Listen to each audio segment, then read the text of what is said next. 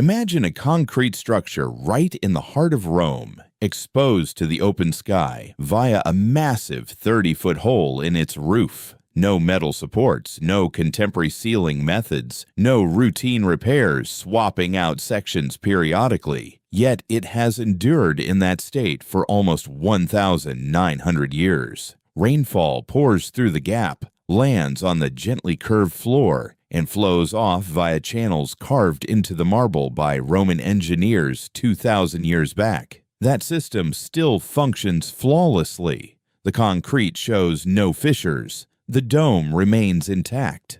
In comparison, today's concrete edifices often start showing wear after just 50 years, if not earlier. Bridges from the 1960s are getting rebuilt already. Garages constructed in the 1980s are falling apart. Skyscrapers under 30 years old face serious issues costing millions to fix. It just doesn't make sense.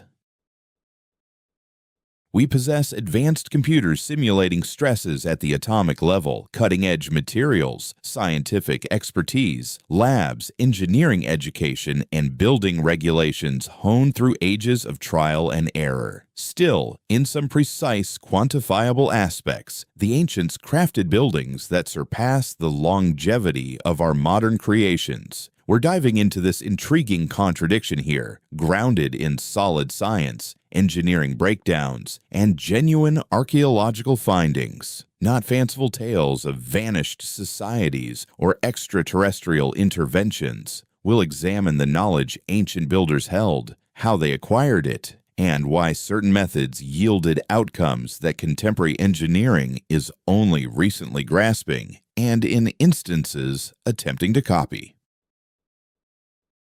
Tonight, we'll delve into the real material science, the hands-on building practices, and the tangible traits that rendered ancient works so incredibly resilient. And we'll distinguish solid facts from ongoing mysteries.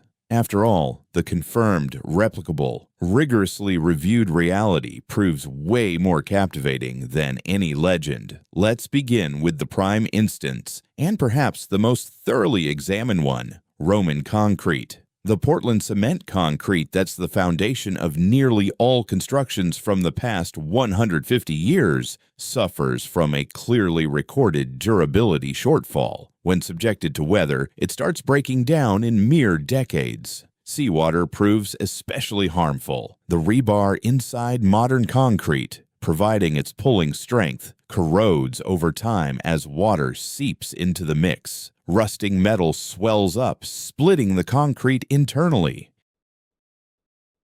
That's the reason coastal installations and bridges demand ongoing upkeep and full swaps eventually. Roman concrete, however, seems to toughen with age, especially around the sea. This isn't mere conjecture or wistful admiration for antiquity. It's backed by research in respected journals, drawn from lab tests on real fragments from Roman sites. In 2017, Marie Jackson's team at the University of Utah released a paper in American Mineralogist examining Roman marine concrete from ancient Roman ports. Their discovery was stunning. The mix included a mineral named aluminotokite forming inside the structure. This came from the concrete reacting with ocean water, a reaction that bolstered the material's strength progressively instead of eroding it. Let's unpack the science, since the reactions are key.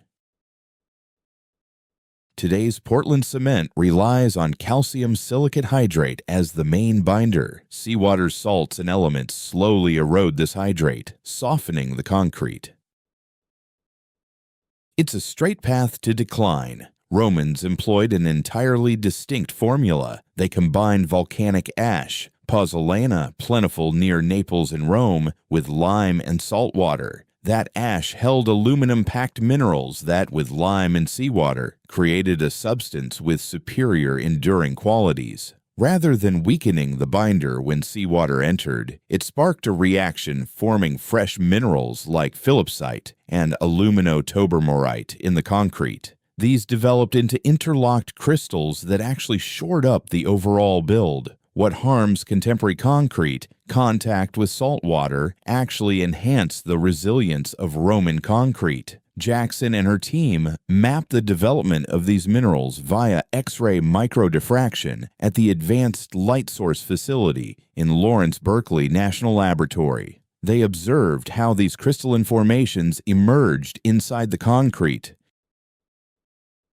sealing gaps and compacting the mixture more solidly as time passed. Far from merely enduring seawater, the Roman concrete incorporated it into a continuous chemical reaction that fortified itself. The Romans hadn't intentionally designed this at a molecular scale. They lacked X-ray microdiffraction or insights into crystal chemistry, yet they possessed something equally potent: ages of hands-on observation and methodical trials. They understood that blending volcanic ash with seawater yielded superior results in salty settings compared to other mixes. This wisdom stemmed from generations of construction experience, where they noted which recipes endured and which failed. The Roman engineer and architect Vitruvius, in his 1st century BCE writings, explicitly recommended pozzolanic ash for concrete and praised its effectiveness in watery conditions. In his enduring work, De Architectura, the earliest known architectural manual, he provided explicit guidelines for concrete production, including suitable volcanic ash varieties, the ratios of lime to aggregates, and ideal scenarios for various mixtures. Vitruvius was simply documenting practices honed through long-standing construction traditions. Pliny the Elder, in the 1st century CE, described harbor constructions using Roman concrete that hardened to rock-like solidity after seawater contact. He spoke truthfully. Today's analysis of ancient Roman marine concrete reveals compression strengths matching or surpassing those of modern Portland cement varieties, and the Romans attained this without steel bars, chemical enhancers, or the high-energy production methods demanded by current cement. To clarify, though, we must avoid oversimplifying the Roman modern concrete comparison. Today's Portland cement mixes aren't inherently weaker across the board. When expertly prepared, installed and cured, and shielded from dampness and corrosive elements, they can deliver compression strengths well beyond Roman capabilities. Advanced modern concretes endure forces over 14,000 pounds per square inch. Roman versions generally ranged from 2,000 to 3,000 pounds per square inch. In pure tensile power, modern materials dominate. The real edge lies in longevity,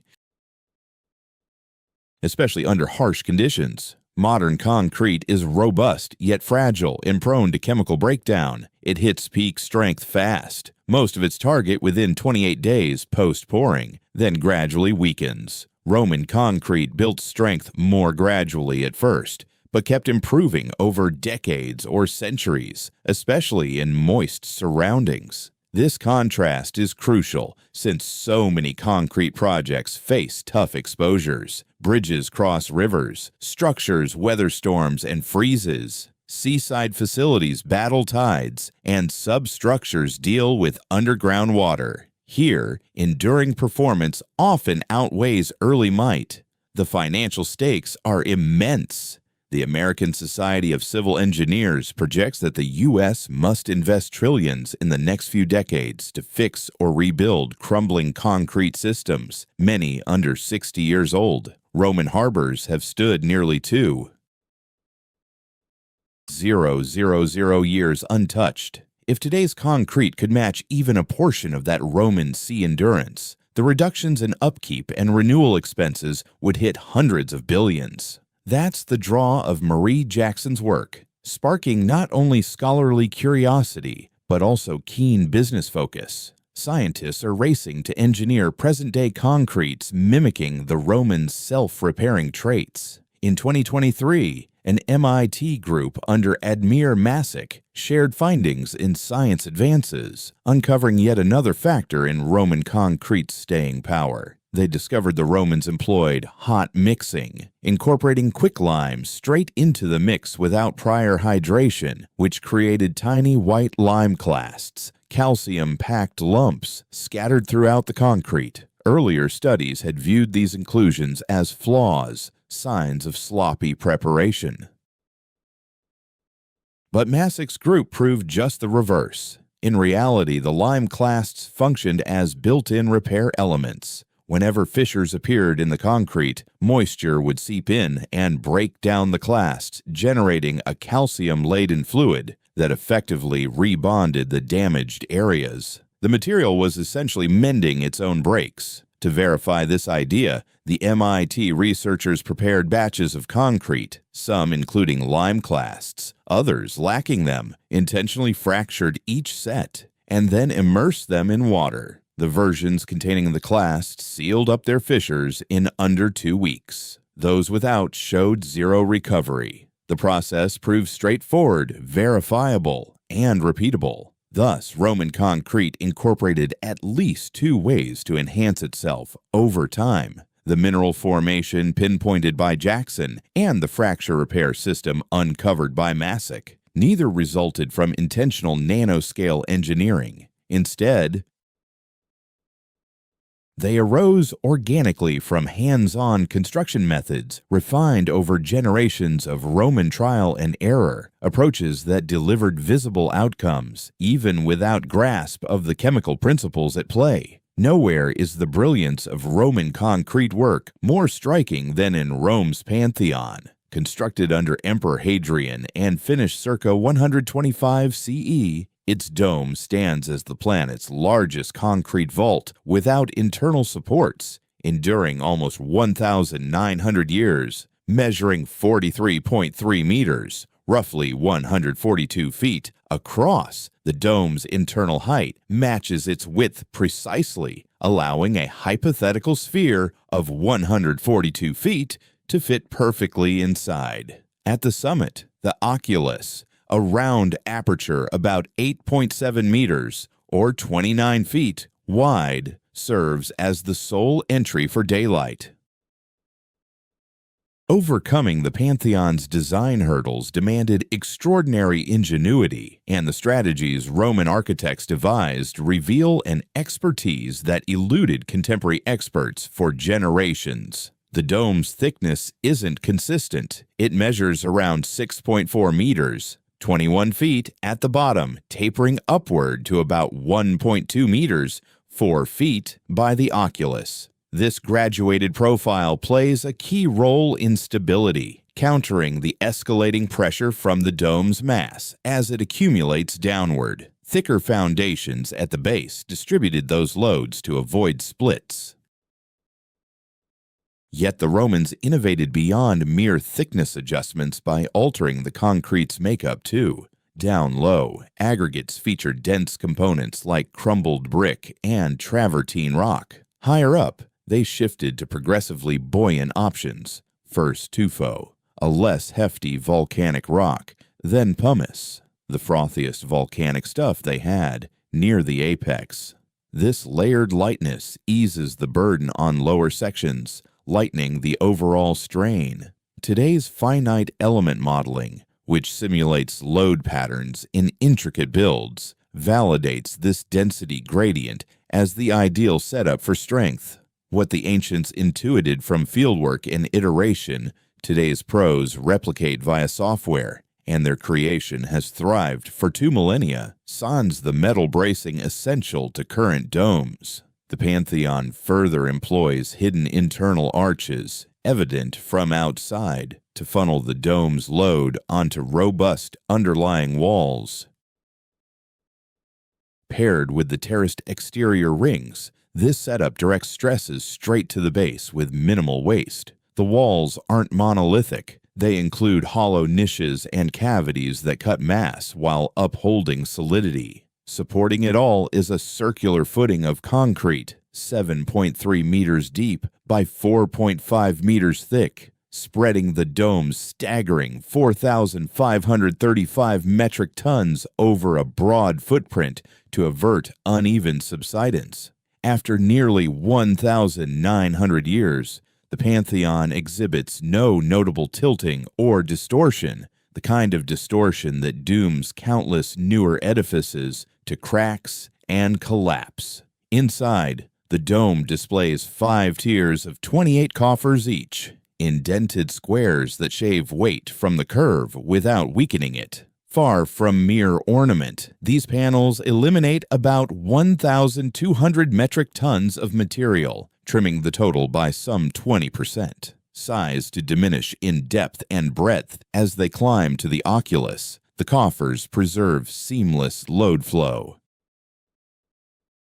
Every facet of the Pantheon's engineering betrays a profound insight into force dynamics within architecture. Although the ancient Roman constructors lacked the advanced mathematical models employed by today's structural engineers, they grasped fundamental concepts instinctively, honed over countless generations of trial, error, and hands-on construction. Beyond their mastery of concrete, the Romans revolutionized road construction, developing networks so durable that portions endure in certain areas even after over 2 millennia. Far from mere dirt tracks, these were meticulously engineered feats. Ancient texts, corroborated by digs at excavation sites, outline a layered building method where each stratum of chosen materials fulfilled a distinct purpose. It started with digging. The root was excavated to about 3 to 5 feet deep, adjusted for terrain. The subsoil got firmly packed and, if needed, reinforced with extra fill. In damp zones, side ditches were carved to shunt moisture clear of the base. The bottom tier, known as the statumen, featured hefty rocks, usually 6 to 10 inches across, placed manually for a solid footing. This base spread out the weight from higher levels into the earth beneath. Next up was the rudis, composed of finer broken stone blended with lime mortar, reaching 9 to 12 inches high to bolster stability and evenly spread pressures onto the rocks below. Then came the nucleus, a subtler blend of gravel, sand, and lime binder, which smoothed the way for the uppermost layer while blocking water seepage. The top coating, termed the summum dorsum or pavimentum, used precisely joined flat slabs, often hefty polygonal pieces of basalt, limestone, or whatever tough local rock was handy. Wedged snugly, these stones had gently arched tops to funnel rain toward the sides, where gutters whisked it off. Such design yielded a pathway blending robustness with smart hydrology. The tiers handled stresses without sinking or cracking, averting the grooves and holes that plague contemporary pavements. The cambered top and runoff setup stopped moisture from soaking the core, the chief culprit in any road's breakdown regardless of weather. Today's expressways follow a similar blueprint, stratified aggregates for varied rolls, capped by a layer that sheds precipitation. Yet modern versions cope with vastly greater weights and velocities, relying on quicker-to-wear stuff like asphalt and Portland cement, unlike the enduring stone and lime blends of the ancients. The Appian Way, launched in 312 BCE, stands as the prime specimen. Parts of it remained solid and traversable more than 2,300 years later. Though the slabs gleam from endless steps, the framework holds firm, the base uncompromised, the outlets operational, the root true to the initial Roman layout. In contrast, typical asphalt overlays in moderate zones endure just 15 to 20 years before needing refreshment, while the full base might go 30 to 50 years sans overhaul. Even sturdier concrete freeways demand heavy upkeep inside 25 to 40 years. The Romans invested heftily up front, more raw stuff, manpower, and hours per stretch, but the vastly extended durability made their lifetime expense, spread across decades, potentially cheaper than our habit of skimping initially and patching often. Shifting now to an earlier legacy, Arguably more astonishing given the primitive implements, consider Egyptian quarrying and assembly. The Great Pyramid at Giza, erected circa 2560 BCE under Pharaoh Khufu, comprises roughly 2.3 million limestone blocks averaging 2.5 tons apiece. Certain ones, like the granite lintels over the king's chamber, tip the scales at 25 to 80 tons. Its footprint spans 13 acres, planed flat to a mere 2.1 centimeter deviation end to end, under an inch variance over space rivaling multiple soccer pitches. These figures stem from verified surveys by various teams across 2 centuries, lately refined with satellite GPS for millimeter-level height precision. The exactness was an illusion. The puzzle lies in its execution. What stands out most about the foundational leveling is that the ancient Egyptians lacked laser levels, optical surveying gear, or any of the equipment contemporary engineers rely on to create horizontal baselines. Archaeological findings point to water leveling as the leading theory. Workers would carve trenches into the underlying rock and fill them with water, creating an ideal flat benchmark spanning the whole construction area. Since water naturally settles at the same height, no matter the span, it offered a straightforward yet incredibly reliable way to level things out. No high-tech gear was needed, just diligence, keen attention to detail, and a commitment to massive upfront labor before any building started. It seems the Egyptians devoted years to readying the Giza Plateau, digging, smoothing, and setting up exact guidelines over the full expanse prior to placing the initial layer of blocks. The Great Pyramid's alignment is just as astonishing. Its faces point to true north with a deviation of less than 3.6 arc minutes. That's accurate enough that it held the record for the world's most precisely oriented edifice until contemporary surveying methods came along. Scholars have argued over how they pulled this off for generations, but the prevailing view centers on celestial tracking. Observing stars that stay above the horizon all night, known as circumpolar stars, allowed the Egyptians to pinpoint true north quite reliably. Egyptologist Kate Spence from Cambridge University outlined a technique in a 2000 Nature article, proposing that they aligned a north-south axis by noting the paired risings of Kochab in Ursa Minor and Mizar in Ursa Major, relying solely on a plumb bob and a basic sightline tool. This approach could match the pyramid's known precision. Spence further demonstrated that minor shifts in pyramid orientations align with the stars' calculated positions during their build eras, bolstering the idea of star-based orientation. The craftsmanship in cutting the stones reveals even more exactitude, especially inside the Great Pyramid's chambers. Those massive granite lintels over the king's chamber, ranging from 25 to 80 tons apiece, came from a quarry roughly 580 miles south of Giza at Aswan. They were floated down the Nile, and positions of their surfaces were level to within fractions of an inch. On the pyramid's outer layer, the seams between facing stones were so snug that per 1880s surveys by Flinders Petrie, a pioneer in modern Egyptology, not even a knife edge could slip in.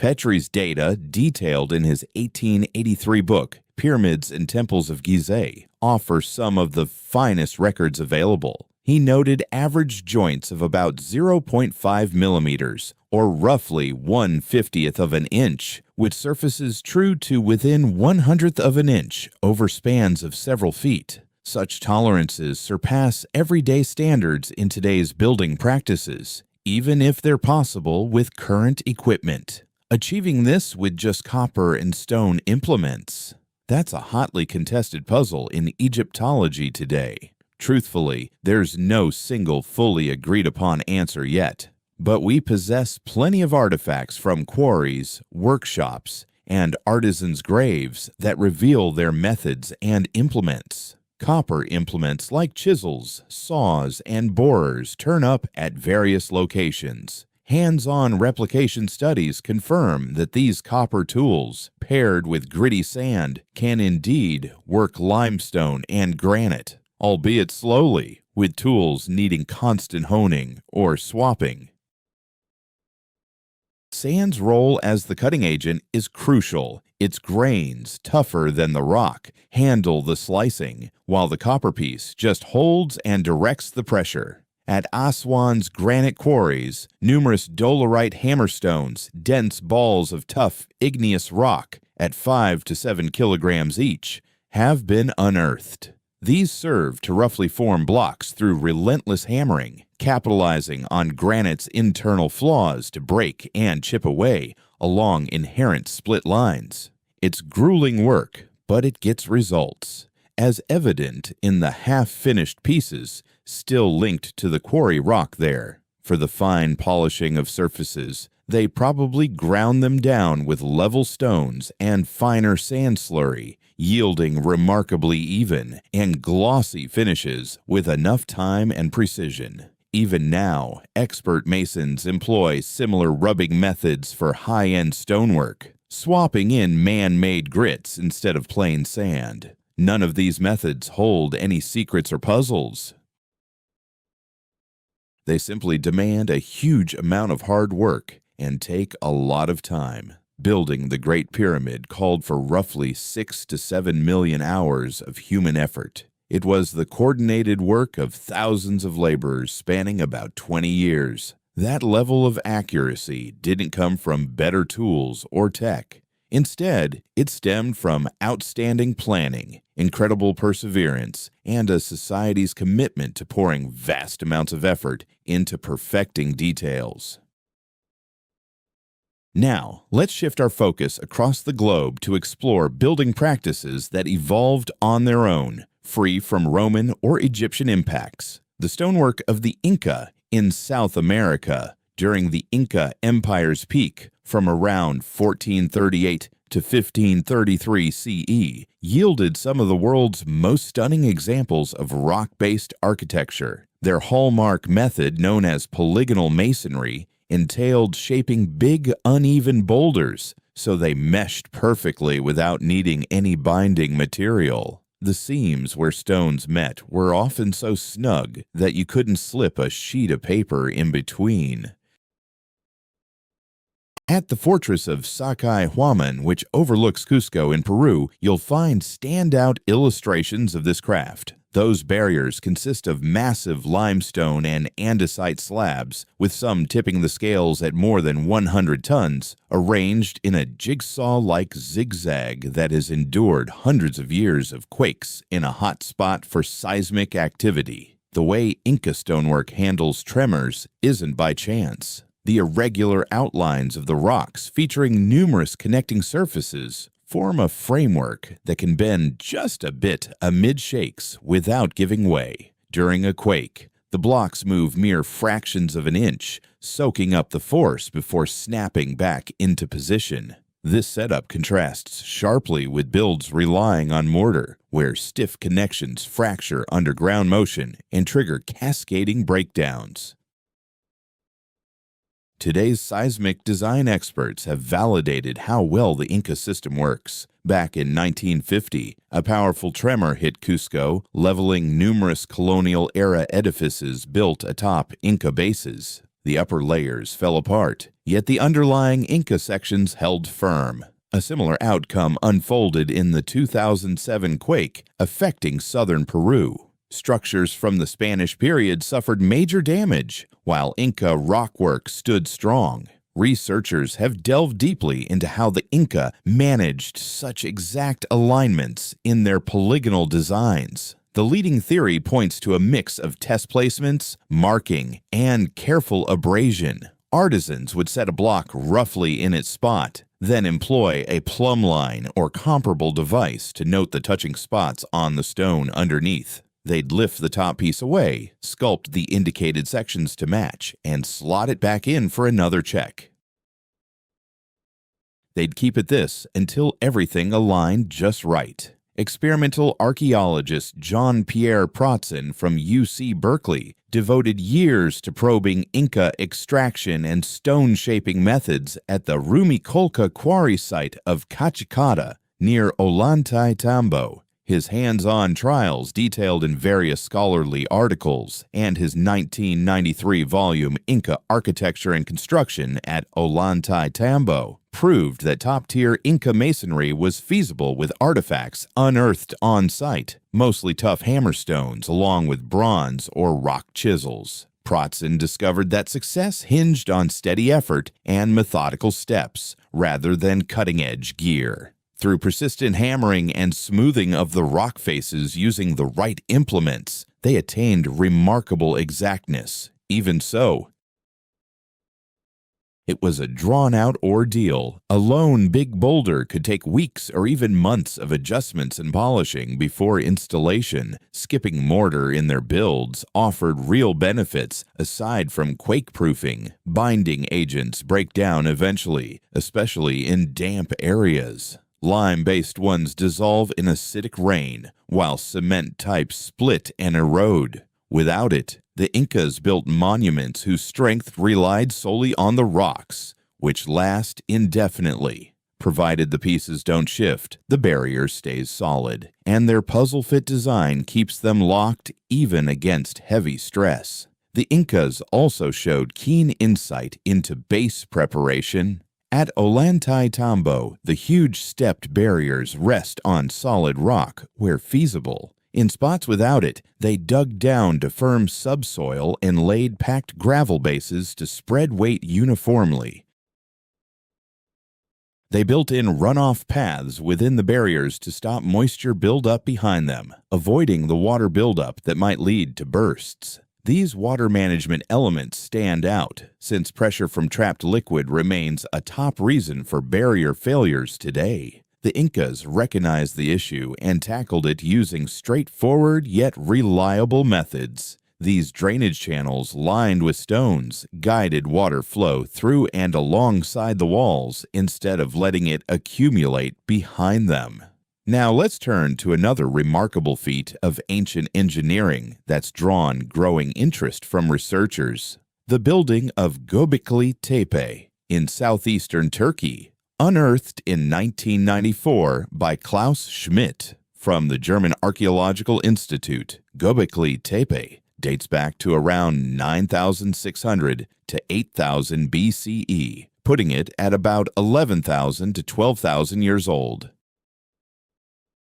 That's some 7,000 years older than the Egyptian pyramids and roughly 6,000 years before Stonehenge. Its creators, based on current evidence, were hunter-gatherers who hadn't yet invented farming, metal implements, or the wheel. The complex features several round enclosures, each holding T-shaped limestone pillars reaching heights of up to 5.5 meters and masses of 10 to 15 tons. Even bigger unfinished pillars remain in the nearby quarry on the limestone plateau. One such abandoned pillar is thought to tip the scales at about 50 tons. These pillars bear intricate reliefs of creatures like lions, bulls, foxes, scorpions, snakes, and assorted birds, with carvings so precise they reveal real artistic talent and deep knowledge of the wildlife.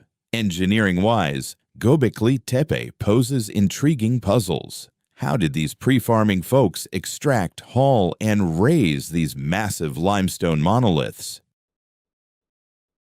The site came long before the usual tools linked to megalithic works, like draft animals, carts on wheels, metal blades, or structured societies capable of mustering big work crews. Quarry marks tell the story plainly. The pillars were shaped right from the neighboring plateau's bedrock with basic stone implements. Traces at the extraction area illustrate the method. Grooves were chiseled around each pillar, using flint and tougher stones to detach it from the matrix. Then it was likely freed from the bottom by inserting wooden wedges into those grooves and wetting them so the wood swelled and cracked the rock cleanly. This approach turns up at quarries worldwide in antiquity, and is pretty straightforward to grasp.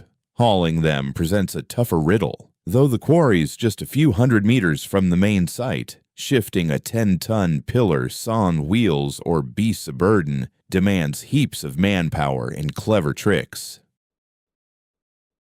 Tests in experimental archaeology prove that rocks this heavy can roll along on wooden cylinders, log frames, or smoothed stone paths powered purely by people, though it calls for coordinated squads numbering in the hundreds. The true wonder of Göbekli Tepe isn't that its engineering exceeded what humans could do. It plainly didn't. We get the methods and tools involved, and they fit right within the toolkit of foraging communities. What stands out is the social coordination. Erecting Göbekli Tepe meant rallying big teams for long stretches, designing elaborate builds, and sustaining a labor pool at an isolated spot for seasons or even years on end. This challenges how we view societal evolution. The old story goes that advanced organization only emerged post-agriculture, thanks to extra food enabling dedicated workers and grand builds. But Göbekli Tepe flips that script, hinting that intricate social setups, at least sometimes, came first. Klaus Schmidt even argued that the urge to create such grand edifices might have spurred farming itself, as folks put down roots partly to construct sacred spaces. Though debated, this idea has picked up steam from later studies. The Göbekli Tepe zone lies in the cradle of some of the world's oldest domesticated wheat strains. It's conceivable, if unconfirmed, that sustaining the builders' crews pushed early trials with growing grains that blossomed into full agriculture. Now, let's pivot to an underappreciated aspect of ancient tech that's arguably more awe-inspiring than massive stonework: handling water. The Nabatean people, who thrived across the deserts of today's Jordan, southern Israel, and northwestern Saudi Arabia from roughly the 4th century BCE to the 2nd century CE, crafted water systems of stunning ingenuity.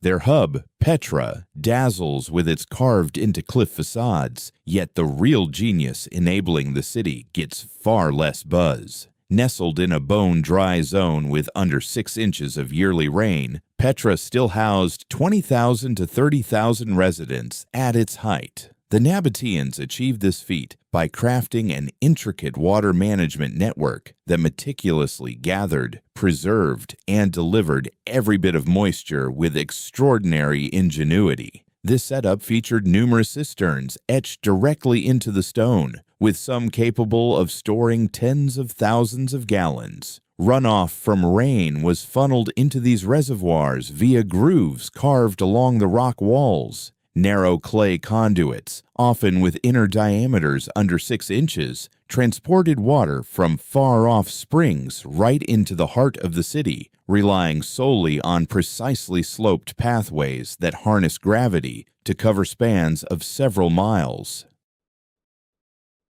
The Nabatean hydraulic design stands out for its meticulous accuracy. Those conduits held steady inclines across extended stretches, promoting a reliable current while avoiding the damage from overly rapid surges. In certain spots, the watertight plaster sealing the pipes has endured for more than 2,000 years. Regulators within the network controlled the flow, optimizing allocation to cope with scarcity during dry spells.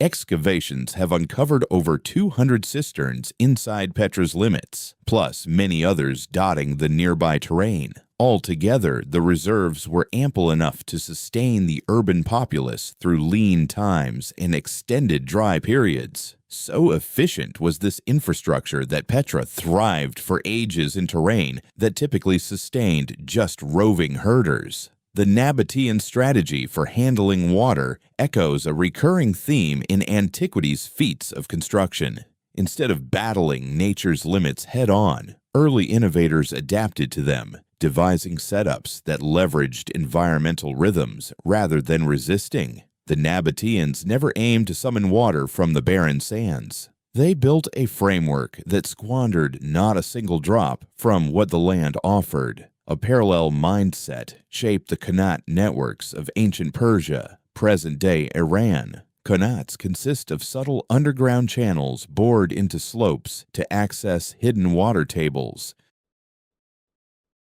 channeling subterranean flows uphill to daylight using nothing but gravitational pull. No machinery for lifting, no ongoing power, just the upfront effort of excavation. As long as the source stays viable, the supply keeps coming. The earliest documented Qanats hail from around 1000 BCE, although experts posit the method could trace back further. In their heyday, Persia's Qanat web encompassed more than 50,000 separate conduits, totaling about 270,000 kilometers, enough to wrap around the planet almost 7 times. Certain Qanats stretched beyond 70 kilometers individually. Constructing a Qanat demanded serious technical prowess. The passage needed an exact slope, usually 1,000th to 1/15th, dropping 1 to 1.5 meters per kilometer. If too steep, the rush would scour the walls. Too flat, and stagnation would set in. Achieving this pitch over vast underground lengths, blind to the surface and sans today's tools, was no small task. Qanat specialists known as muqannis honed their craft across family lines for centuries. They employed straightforward yet reliable methods, sinking upright access wells at set intervals, often 20 to 50 meters apart, along the intended path. These openings fulfilled several roles. They let crews verify the bore's course and pitch, supplied air to the diggers below, and offered entry for upkeep.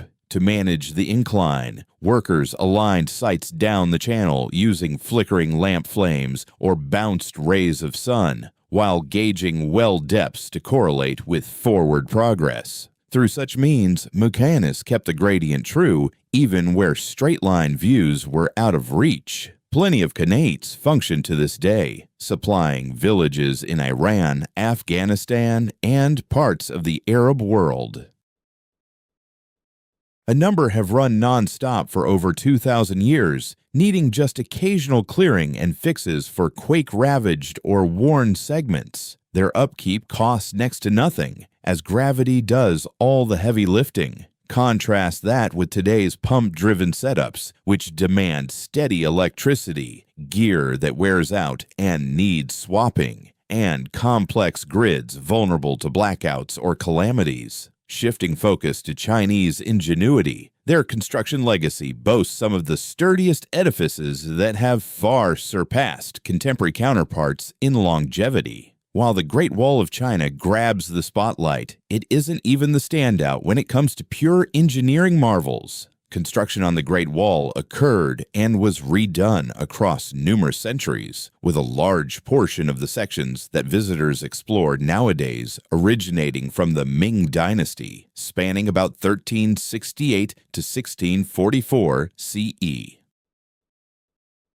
Although impressively resilient overall, the quality of its build differs greatly throughout due to varying constructors, available materials, and degrees of peril faced. From a strictly technical engineering viewpoint, though, the ancient bridges of China stand out as far more remarkable. Take the Ani Bridge, or Xiao Bridge as it's called in Heb Province, erected in the Sui dynasty by engineer Li Chun circa 605 CE. It holds the title of the world's earliest surviving open spandrel segmental arch bridge and has remained in service for more than 1,400 years straight. Stretching 37 meters over the Zhao River, its arch forms just a portion of a circle instead of a complete semicircle, resulting in a notably level profile, unlike the steeper full-arch styles prevalent in Europe back then. This segmental approach offers various benefits in design. For one, it demands fewer resources than a traditional semicircular arch. Additionally, it produces a shallower incline for the path, simplifying passage for carts and foot traffic alike, while also channeling stresses more effectively to lessen the push against the supports at either side. The open spandrel layout, featuring two minor arches carved into the flanks on both sides, fulfills several roles. It lightens the overall load by roughly 700 tons relative to a filled spandrel version. During high water, it boosts the channel's flow area to ease water force against the span when levels surge. Plus, it cuts down on wind resistance in rough weather. Together, elements like the segmental arch, open spandrel, and refined ratios showcase a level of ingenuity that European engineers wouldn't replicate for some 800 years more.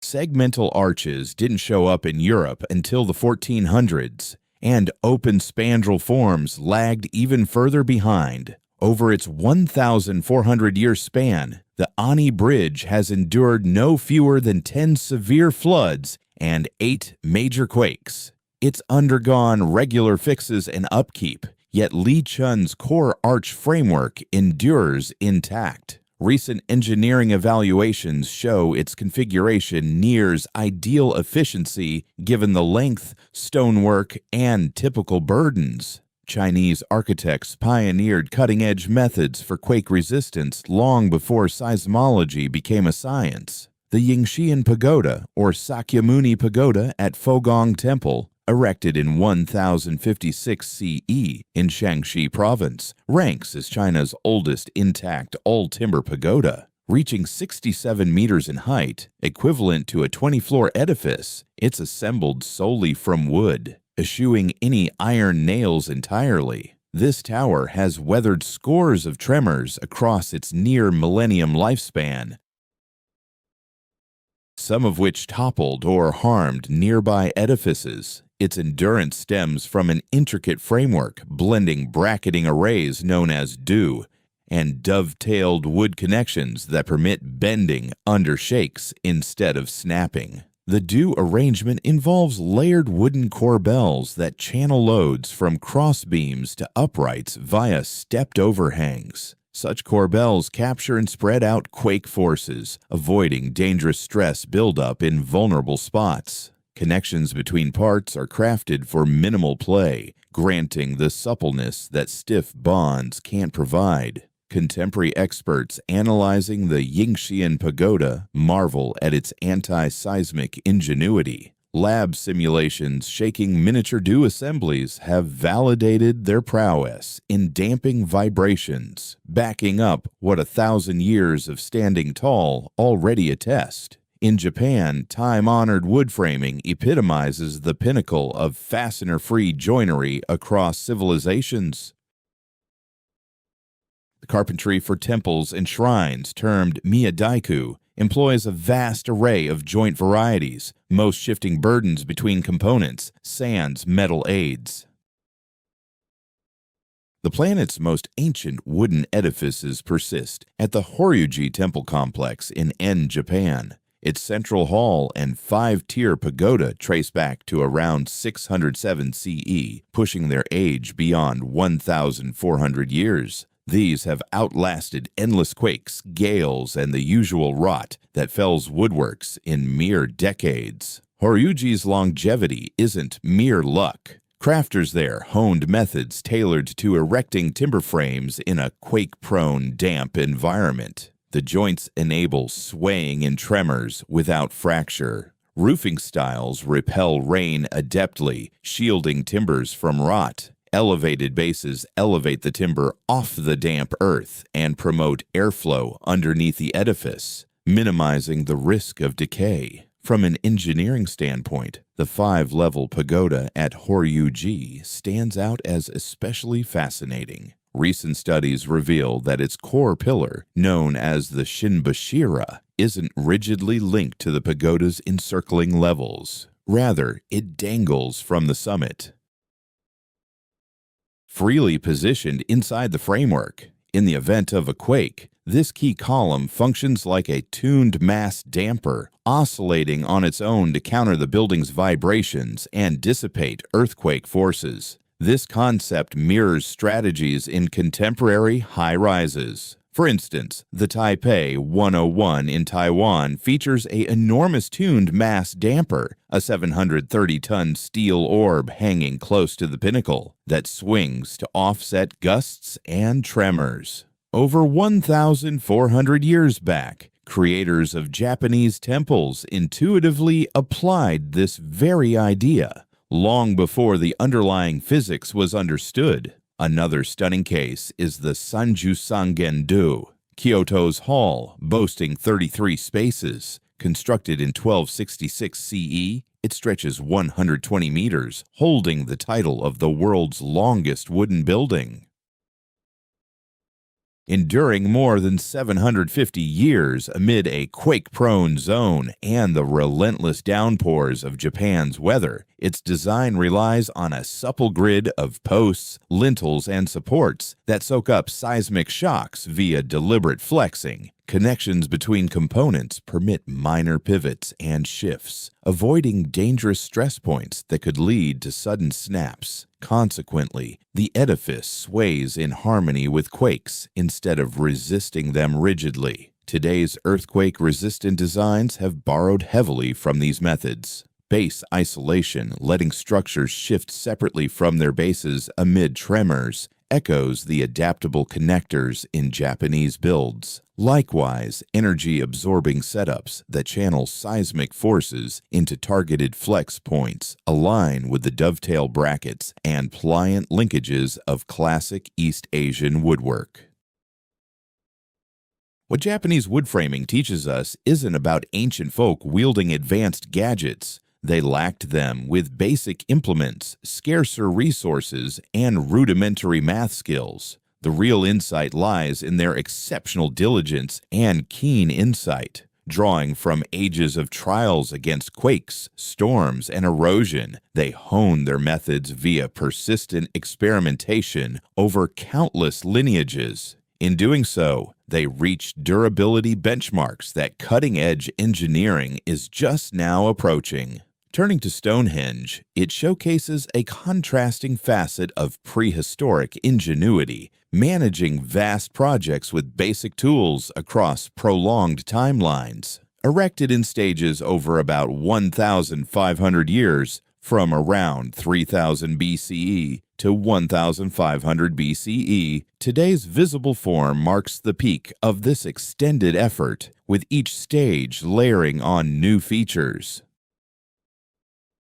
Stonehenge's standout achievement is hauling and erecting its massive rocks. It incorporates two stone varieties. The hefty sarsens shaping the exterior ring and inner trilithons came from about 25 kilometers north at Marlborough Downs. Each can tip the scales at up to 25 tons, with the biggest, the heel stone, at roughly 35 tons. The tinier blue stones arrayed in an inner ring and horseshoe hailed from 150 miles westward in Wales Preseli Hills, weighing 2 to 5 tons apiece. For years, shifting those blue stones puzzled ancient history experts. How did Stone Age communities, sans wheels, metal implements, or beasts of burden, haul several-ton boulders 150 miles over rugged ground? Various ideas emerged. One posits Ice Age glaciers deposited the stones near Stonehenge, easing human effort, but proof of such ice movement to the Salisbury Plain remains thin, and most experts now lean toward deliberate human transport. Hands-on recreations confirm that hefty stones can traverse land via timber sleds, cylindrical logs, and sheer manpower. Back in 1995, enthusiasts hauled a mock bluestone of about 3 tons from Wales toward Stonehenge on sledges and rollers over a simulated path. Though it spanned weeks, the feat proved doable with era-appropriate means. In more recent studies, Mike Parker Pearson from University College London pinpointed the exact quarry locations in the Preseli Hills, where the bluestones were sourced. His excavations revealed methods of quarrying that aligned with Neolithic tools, such as employing wedges to cleave rocks from parent bedrock and erecting leveled platforms from stone that likely functioned as staging points for loading onto sledges or boats. The arrangement of the sarsen stones reflects a deep grasp of engineering principles. These vertical monoliths were positioned in trenches excavated with a single inclined face, enabling workers to maneuver them into place before tilting them vertical with levers. The capping lintels were hoisted via a step-by-step cribbing method, where wooden frameworks were incrementally stacked under each lintel to elevate it up to the level of the uprights. Connections between the uprights and lintels employ mortise and tenon joints, a method typically used in carpentry, but here adapted for masonry. Protruding tenons on the upper edges of each upright slot into matching mortises on the lintel's bottom, securing them firmly against shifts from gusts, earthquakes, or ground subsidence. Additionally, the lintels in the outer ring link to one another through tongue and groove fittings at their sides, forming a seamless, unified circle that spreads weight across the full perimeter for enhanced overall steadiness, surpassing the standalone strength of the individual trilithons. Adapting joinery from wood to stone highlights a robust heritage of wooden building among Stonehenge's creators, which they cleverly repurposed for enduring material. This aligns with findings from digs. Wooden hinges and post alignments abound at Neolithic locations across Britain, notably at Durrington Walls, just under 2 miles away. Those who erected Stonehenge could well have been evolving tried-and-true woodworking approaches into a lasting stone format. To draw a parallel, examine the Gothic cathedrals of medieval Europe, which embodied bold engineering ventures that often tested the edges of feasibility and occasionally collapsed dramatically, offering valuable insights in their own right. From the 12th to 15th centuries, these Gothic masterpieces stood as pinnacles of pre-modern architecture. Structures such as Chartres, Notre Dame de Paris, Amiens, and Cologne Cathedral challenged the boundaries of masonry, yielding soaring interiors bathed in natural light that belied the immense stone masses involved. Central to Gothic design were the pointed arch, ribbed vaulting, and flying buttresses, a trio of features that permitted slender walls pierced by expansive windows, a feat unattainable with the thick barriers and semicircular arches of the prior Romanesque era.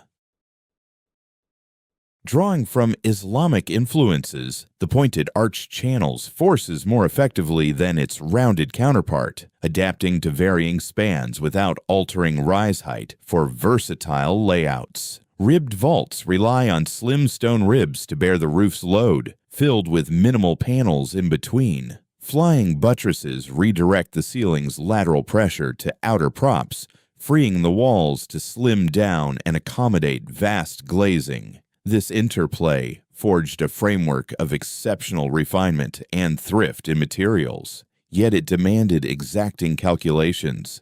The equilibrium in a Gothic cathedral involves multifaceted stresses, with vaults bearing down and pushing out, countered by buttresses delivering calibrated opposition. A misstep could doom the whole, and indeed, collapses occurred. Take Beauvais Cathedral, started in 1225, which aimed for the loftiest Gothic choir vault on record at 48 meters, about 157 feet. In 1284, part of it gave way, traced to inadequate bracing where the vault's outward push overwhelmed the buttress's resistance. Reconstruction added extra piers, though the project stalled short of completion. Its choir endures as the highest Gothic vault constructed, but it has undergone repeated fixes and bolstering through the ages, still prone to instability. The takeaways from Beauvais and similar Gothic mishaps remind us that builders of old were not without error. They ventured into the unknown and at times overreached. The true marvel lies not in their perfection, but in how they absorb those setbacks, refining their engineering instincts to craft audacious monuments with an impressively consistent track record of triumph. The architects behind those soaring Gothic cathedrals lacked modern tools like stress analyses or digital simulations. Instead, they relied on practical guidelines, proportional geometries, and expertise handed down via craft guilds. An experienced stonemason might assess a blueprint's viability by drawing on past projects and a gut sense of load distribution within masonry. This generational wisdom, honed through hands-on training, proved astonishingly reliable. Many of these cathedrals have withstood 6 to 8 centuries of conflicts, seismic shifts, blazes, and relentless erosion from weather. Designed for timeless endurance rather than fleeting spans, they've often nearly fulfilled that vision. Beyond aesthetics, the Gothic approach highlights the role of building methods themselves. Their lime-based mortar hardened gradually over months or years, unlike today's Portland cement, which sets in mere days or weeks. That deliberate pace offered a key benefit. The mortar could flex with minor shifts without splitting, as the edifice gradually compressed under its mass. A process spanning decades, the unset mortar adapted seamlessly. Once it fully hardened, the building had stabilized, and the mortar had molded to each stone's permanent spot. In contrast, rapid-setting Portland cement stiffens too soon before settling finishes, leading to fractures from later adjustments. These gaps invite moisture, accelerating wear and tear, explaining why contemporary structures often need costly fixes for subsidence issues, while ancient cathedrals on comparable bases remain unscathed. Shifting to ancient metalworking, some of the greatest feats of lasting engineering come from artifacts that defy rust for thousands of years, puzzling today's experts. Take the renowned iron pillar in India's Qutba complex. Forged as wrought iron in the Gupta era, circa 400 CE, it rises about 7.2 meters and tips the scales at more than 6 tons. For over 1,600 years, it's braved Delhi's punishing monsoons. Think intense dampness and downpours, yet barely shows signs of decay. Modern steel beams, by contrast, demand ongoing paints, sealants, or zinc coatings to fend off oxidation. And even then, they rust heavily in moist settings after just decades.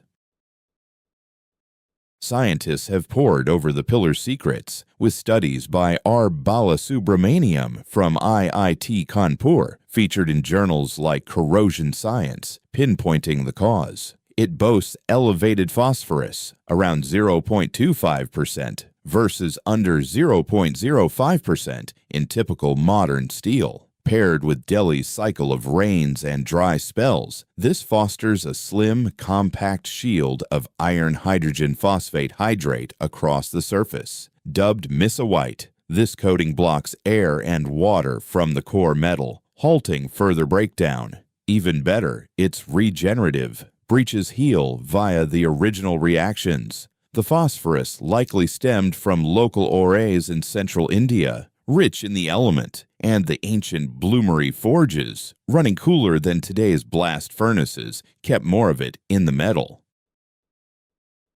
Thus, the pillar's endurance emerges from this synergy: phosphorus-laden sources, age-old forging that conserved it, and weather patterns that built the barrier. Indian smiths of old likely noticed how ore from select sites, handled traditionally, outlasted others against corrosion, even without grasping the science. Another standout in lost arts of metalcraft is Damascus steel, famed for blades crafted mainly in the Middle East from the 3rd to 17th centuries. These blades, crafted from steel ingots known as woots, sourced from India and Sri Lanka, gained fame for blending exceptional hardness and flexibility with a striking watery pattern across the blade's surface. Contemporary metallurgical studies of Damascus steel uncover an extraordinary microstructure. It features layers of cementite, iron carbide, along with nanowires and carbon nanotubes that form a composite surpassing the qualities of plain iron or evenly distributed high-carbon steel. The cementite layers deliver hardness and the ability to maintain a keen edge, whereas the surrounding iron framework ensures resilience and durability. This combination yields a sword edge that stays razor-sharp without the fragility often linked to extreme hardness. A 2006 study by Peter Pleer from the Technical University of Dresden, featured in Nature, pinpointed carbon nanotubes in Damascus steel specimens. These tubes, just a few nanometers wide, emerged spontaneously amid the forging due to the unique mix of starting materials and thermal processes employed by ancient smiths.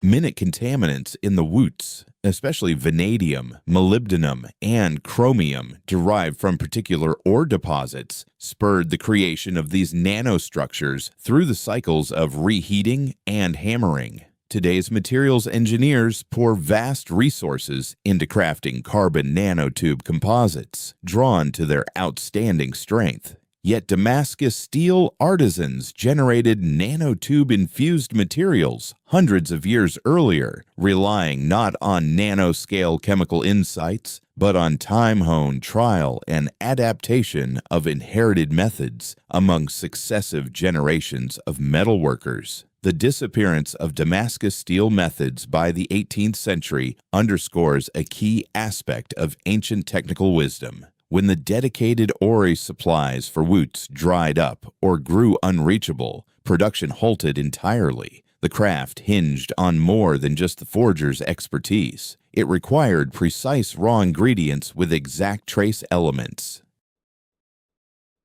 Alter the ore type, and the method fails, regardless of how faithfully the steps are replicated. This highlights how so much of antiquity's engineering expertise was intertwined with particular resource contexts, impossible to recreate from recipes alone. Ancient architects also showed profound grasp of sound dynamics, demanding deep insight into wave propagation within confined areas. The Greek theater at Epidaurus, constructed in the 4th century BCE, stands out as a prime illustration. This hillside venue, an open-air semicircle accommodating about 14,000 people ascending sharply from the round orchestra below, defies its scale and absence of modern sound systems. A voice from the orchestra's heart carries distinctly to seats in the top tier, roughly 60 meters distant. A 2007 investigation by Nico de Klerk and Cindy Dizer at the Georgia Institute of Technology, printed in the Journal of the Acoustical Society of America, proved that Epidaurus's sound traits weren't mere chance. The limestone benches function like filters, blocking low-pitched environmental sounds while channeling the voice's upper tones upward. The rippled texture of the seats induces acoustic diffraction, dispersing waves to boost vocal clarity and mute surrounding racket. It's unclear if the initial designers grasped these principles outright. Perhaps they iteratively tested seating shapes and stones for superior audio, honing their approaches over time. Epidaurus arose amid Greece's theater-building surge, and its acoustics outshine those of peer structures, pointing to deliberate choices for sonic excellence. At Mexico's Chichen Itza Mayan site, another sound effect emerges. A hand clap from the foot of the Kukulkan pyramid bounces off its tiered sides, yielding a chirp-like rebound that mimics the sacred Quetzal bird's cry in Mayan lore. David Lubman's analysis, an acoustics expert whose work appeared in the Journal of the Acoustical Society of America, confirms this as a deliberate outcome of the structure's form and the clap's sonic length. Scholars still argue whether the Mayans engineered this auditory feature on purpose. The step shape of the pyramids, driven mostly by architectural and spiritual priorities instead of sound-related ones, naturally generates the geometry behind the chirping echo. That said, the Maya undoubtedly noticed this phenomenon, and it probably enhanced the building's divine aura. In Malta's Hal Saflieni Hypogeum, an underground temple site from around 4000 BCE, there's an area known as the Oracle Room, boasting extraordinary sound qualities. When sounds hit about 110 hertz, a pitch near the bottom end of a man's voice, they reverberate across the space, producing a strong boost in volume. Experts under Paolo De Bertolis from the University of Trieste have confirmed these traits with cutting-edge audio tools. The room heightens noises at that frequency by roughly 20 decibels, turning a soft murmur into something booming. This effect stems from the chamber's exact size and form, meticulously hewn from solid limestone. It suggests the hypogeum's creators grasped, through practical know-how at least, how particular layouts and measurements could yield intense sound phenomena, possibly crafting the oracle room on purpose to magnify chants or speeches in ceremonies. That's acoustic design at work, intentionally shaping built environments to harness audio more than 6,000 years back. India's stepwells showcase yet another legacy of clever ancient innovation, blending advanced water management with stunning design. Concentrated in the dry zones of western India, these are deep excavations reached via winding staircases that plunge through layers of ornate pavilions. The standout example might be Chand Bari in Rajasthan, constructed in the 9th century CE.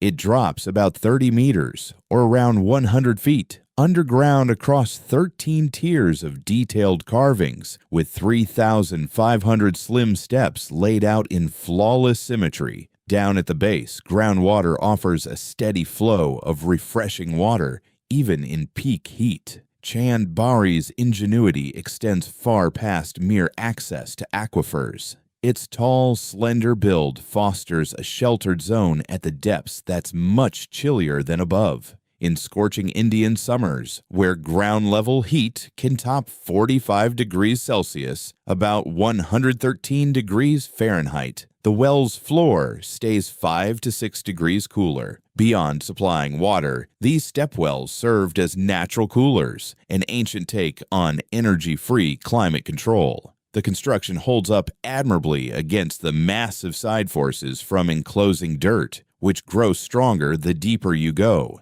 Craftsmen employed smart methods to handle this. The sides slope subtly inward on the ascent, channeling the overhead mass centrally to offset the soil's outward shove. Plus, the tiered steps form little ledges that spread out the ground's force evenly up the entire facade, avoiding overload at the foundation. The Rani Ki Vav in Gujarat, from the 11th century CE, takes things further in grandeur, stretching 64 meters long, 20 meters wide, and 27 meters deep. It features over 500 major carvings alongside more than 1,000 smaller ones, blending artistry with utility seamlessly. In 2014, UNESCO named it a World Heritage Site, praising its fusion of underground water handling and creative mastery. From an engineering angle, India's stepwells impress through their endurance in harsh conditions. Western India's bone-dry weather brings wild swings in heat, fierce monsoon downpours now and then, and relentless soil squeeze. Plenty of these wells have endured 800 to 1,200 years without losing their core strength. Sure, quakes have battered some and sediment has clogged others, but overall, their foundational design has shown incredible resilience. This brings us to the core issue driving our whole exploration. With ancient makers crafting such tough edifices, why skip those approaches in today's builds? It's a layered explanation, far from just forgotten skills or current slip-ups. A key driver is shifting financial motivations. In ancient times, grand projects were usually funded by governments, religious groups, or powerful leaders who wanted their creations to endure indefinitely. quite literally. An Egyptian pharaoh erecting a pyramid aimed to craft an eternal home for his spirit in the next world. A Roman emperor constructing an aqueduct sought to build lasting support for what he believed was an everlasting realm.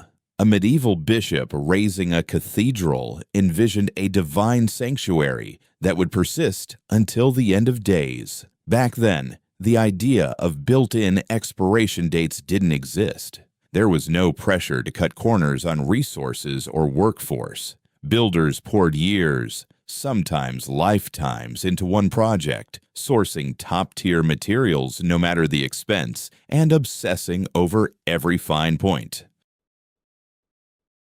Consider the Great Pyramid. It demanded roughly 6 to 7 million hours of human labor. Roman concrete incorporated volcanic ash hauled from precise quarries. Gothic cathedrals spanned entire lifetimes to finish. By contrast, today's building industry faces entirely new financial pressures. Structures get planned for set lifespans, often 50 to 100 years, since stretching beyond that doesn't yield enough profit to cover the extra outlay. A real estate developer putting up an office tower anticipates recouping costs in just 20 to 30 years. Designing it to survive 500 years would inflate expenses dramatically without boosting returns in the time frame that matters to them. That's not foolish. It's a pragmatic adaptation to how economics work in contemporary development. Resources like materials, skilled workers, and property all come at a premium. Regulations set baseline rules for protection and longevity, but nothing mandates going above and beyond. Plus, rapid shifts in technology and society ensure that even a sturdy building from today might become outdated in function long before it crumbles physically. Take those 1960s office towers being torn down, not due to structural breakdowns, but because layouts, HVAC setups, and wiring setups no longer fit current demands. Next, the raw stuff used in building has shifted dramatically. Old-school architects stuck to stone, bricks, lime-based mortars, and other raw elements that, though tough to handle, hold up remarkably over time. Stone resists rusting away. Lime mortar repairs itself naturally. Baked bricks endure for thousands of years.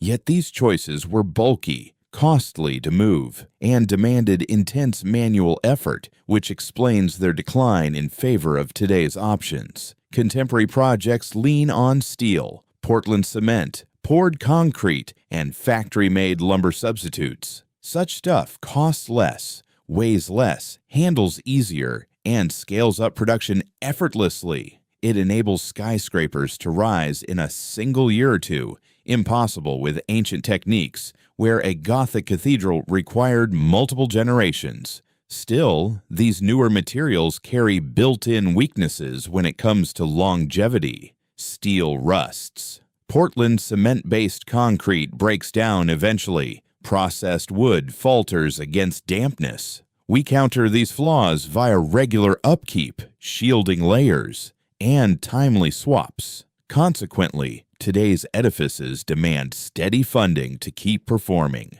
Another key shift lies in how creators connect to their work.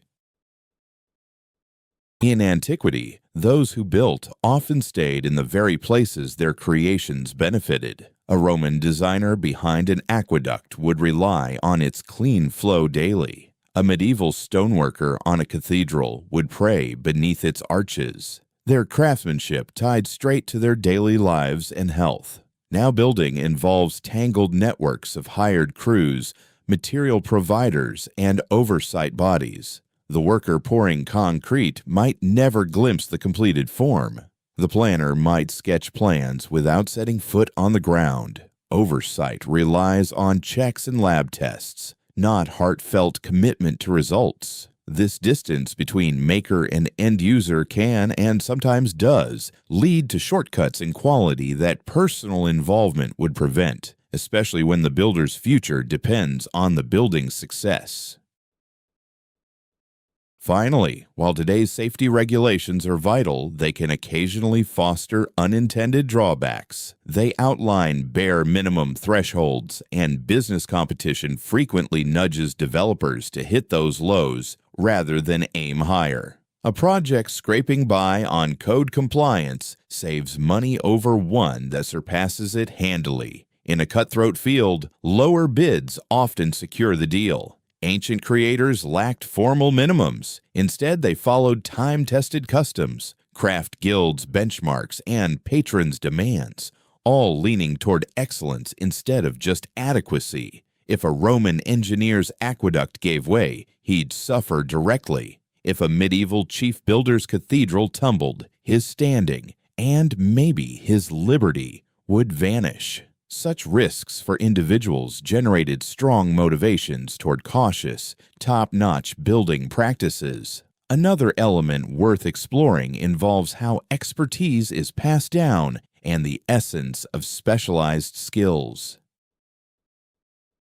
In ancient times, engineering know-how spread mostly via apprenticeships. An aspiring mason would dedicate years laboring beside seasoned experts, absorbing not only skills, but also intuition.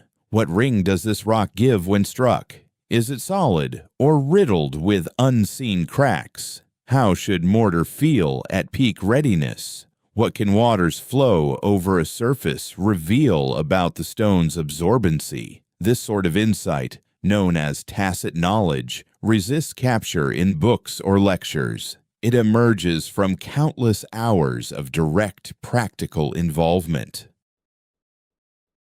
Today's engineering training, on the other hand, prioritizes concepts like math, physics, material science, and structural mechanics. These are essential instruments enabling the creation of intricate, bold designs beyond the reach of trial and error alone. Yet pure theory lacks the practical discernment gained from prolonged handling of particular substances under real-world conditions. Optimal contemporary building merges these approaches. Skilled artisans guided by engineers schooled in theory can yield extraordinary outcomes. However, current industry shifts favor lower-skill workers, increased automation, and dependence on uniform supplies and processes. This yields reliable regulation-meeting outputs, but erodes the flexible, attuned finesse seen in premier ancient works. Time plays a role too. Ancient endeavors often span decades or even lifetimes. This prolonged span let constructors watch their creations endure seasonally, spot emerging issues early, and refine methods as needed. Should a mortar mix start to fissure after 5 years, they could tweak it for future use. If a base shifted irregularly, they'd alter the overlying design to offset it. In contrast, today's projects squeeze into tight schedules. A structure finished in 2 years from blueprint to handover offers no room for such iterative learning. Gradual flaws like subsidence, rust, or water seepage might only surface long after occupancy, when the initial team has departed for new jobs, closing the window for on-the-fly fixes. The fading of age-old building wisdom poses a real challenge today. As old ways give way to new technologies, generations of hard-won lessons teeter on oblivion. This goes beyond mere curiosity about the past. As noted, certain heritage methods deliver enduring strength and eco-adaptability that current techniques struggle to replicate, especially over the long haul. In response, a rising initiative has emerged lately to analyze and safeguard these traditions. Efforts by scholars like Marie Jackson on Roman concrete, Jean-Pierre Pronson on Inca stonework, and many peers use cutting-edge science to decode old practices, aiming squarely to blend that legacy into today's engineering. Far from mere sentimentality, this is shrewd problem-solving. Grasping how Roman concrete mends itself in saltwater lets us craft today's mixes with comparable resilience. Decoding Inca walls' quake resistance can bolster modern anti-seismic strategies. Unraveling Japanese wood connections that endure 1,400 years can guide contemporary wood frame designs. The aim isn't reversion to ancient styles, but advancement enriched by their lessons alongside our innovations. Now consider the Greeks' mastery of engineering accuracy, evident in their stonework and visual refinements, a subtlety frequently overlooked. The Parthenon in Athens, finished in 432 BCE, stands as one of the world's most scrutinized edifices. It might seem, superficially, like a simple boxy sanctuary with crisp edges and 90-degree corners, yet exact surveys show virtually no part of the Parthenon is perfectly rectilinear. The stylobate, that foundational platform supporting the pillars, isn't level. It bows gently upward at the middle by about 60 millimeters along the longer edges and roughly 110 millimeters on the shorter ones. The pillars aren't plumb. They tilt subtly inward by around 7 centimeters from bottom to summit. Edge pillars are marginally bulkier than their neighbors. Gaps between pillars vary, and the pillars aren't true cylinders. These columns bulge a touch at their centers, an effect known as entices. Every one of these departures from basic shapes was intentional, serving as optical refinements to offset the distortions that a straightforward straight-line structure would seem to show to viewers. Should the stylobate have been entirely level, it would look like it was dipping downward at the center from afar, thanks to a perceptual trick stemming from how our eyes interpret extended level expanses. That subtle upward arc fixes the issue, ensuring the base seems entirely even. Were the pillars truly upright, they would give the impression of tilting away from each other, yet another established visual quirk. The modest inward tilt balances it out, so the pillars look straight up and down. The entasis in the pillars stops them from seeming to taper narrower toward their middles, an optical outcome from perfectly straight shafts. Achieving such refinements demanded remarkable accuracy. The stylobate's curve remains uniform over the whole expanse, which meant each block in the base was shaped to a unique height for the ideal arc. Every segment of the columns needed custom forming to get the right entasis alongside the proper slant. Plus, all these tweaks had to harmonize for the intended look. Recent digital studies of the Parthenon's layout have verified that these visual fixes follow solid math and were carried out with exactness. The ancient creators managed a degree of spatial design mastery that even today's tech and software would find tough. So, how was it pulled off? The probable method used life-size patterns and careful gauging. As expert number crunchers, the Greeks grasped shapes, ratios, and arc behaviors. They figured out the needed forms for every part and crafted guides that stoneworkers could use for precise cuts. It took time and heavy effort, with stones tailored one by one across the whole edifice. Yet the outcome has drawn awe for 2,500 years. This Greek approach to visual tweaks extended beyond the Parthenon. Various other Greek sanctuaries display like adjustments, if not quite as finely tuned. Vitruvius outlined the method in De Architectura, showing it as a standard element of building practice. Not just a single experiment, it highlights a drive for flawless sightlines that exceeds mere stability needs, a dedication to excellence that defines top-tier old-world design. Angkor Wat in Cambodia stands as one of the grandest and trickiest sacred complexes ever erected. Built in the early 12th century CE under King Suryavarman II, the site sprawls over about 162 hectares, claiming the title of world's biggest religious site. The build faced massive technical hurdles. It sits on a level, flood-prone plain influenced by the Tonle Sap Lake and Mekong River network. The core temple is ringed by a 190-meter-wide moat stretching 5.5 kilometers around, holding roughly 1.5 million cubic meters of water. Beyond symbolism as the Hindu universe's ocean, the moat practically steadies the groundwater under the temple, avoiding swings that could lead to uneven sinking and harm. Studies from the Apsara Authority overseeing Angkor, along with global expert groups, have uncovered the cleverness of Angkor Wat's hydraulic setup.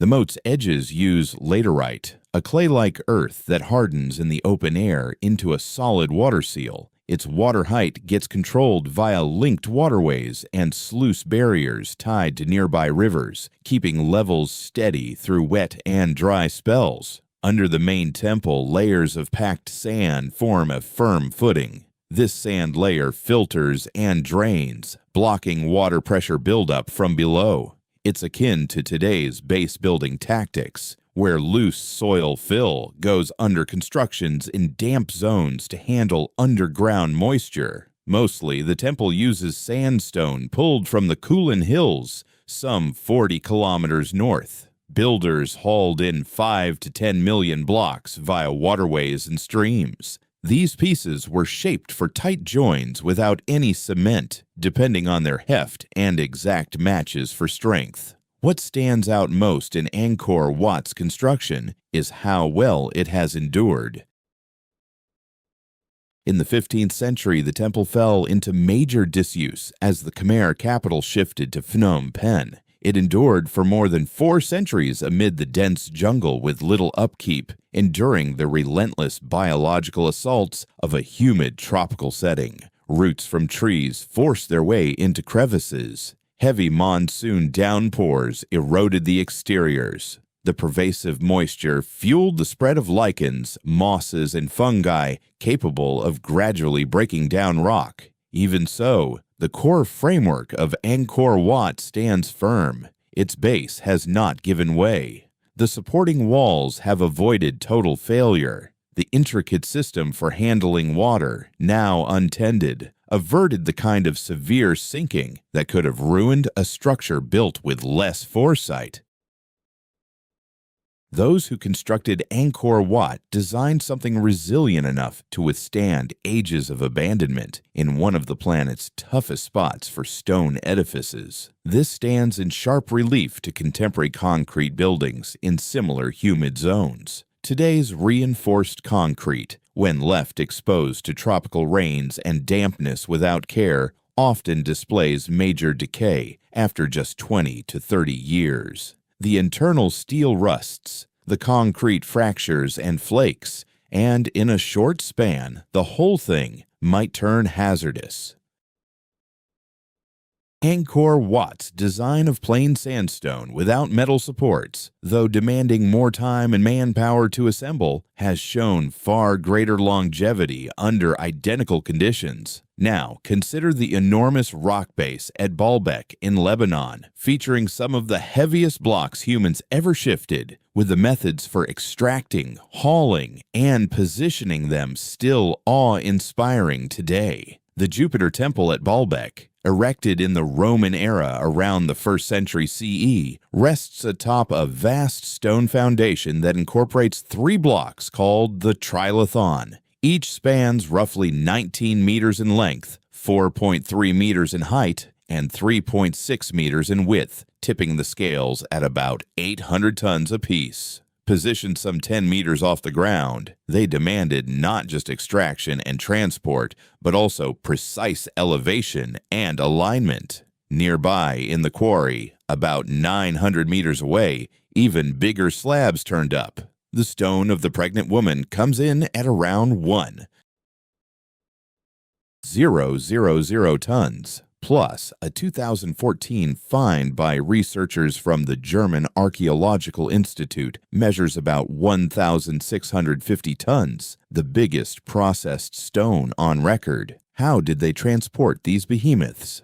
Truthfully, there's no fully agreed-upon theory out there. The scale of the operation boggles the mind, shifting an 800-ton block even across a smoothed path with low drag, calls for immense power. Estimates indicate that 15,000 to 40,000 laborers tugging on lines might be required to budge one on level ground, varying by surface prep and drag levels. Other ideas suggest using wooden rollers to cut friction and shrink the crew size. Slick paths coated in damp clay or grease from animals could help even more. Certain experts argue for stone sleds on greased rails, akin to sliding vessels into water, with the rock cradled in a timber frame gliding over a oiled stone bed. What's clear is that Romans were pros at handling big rocks.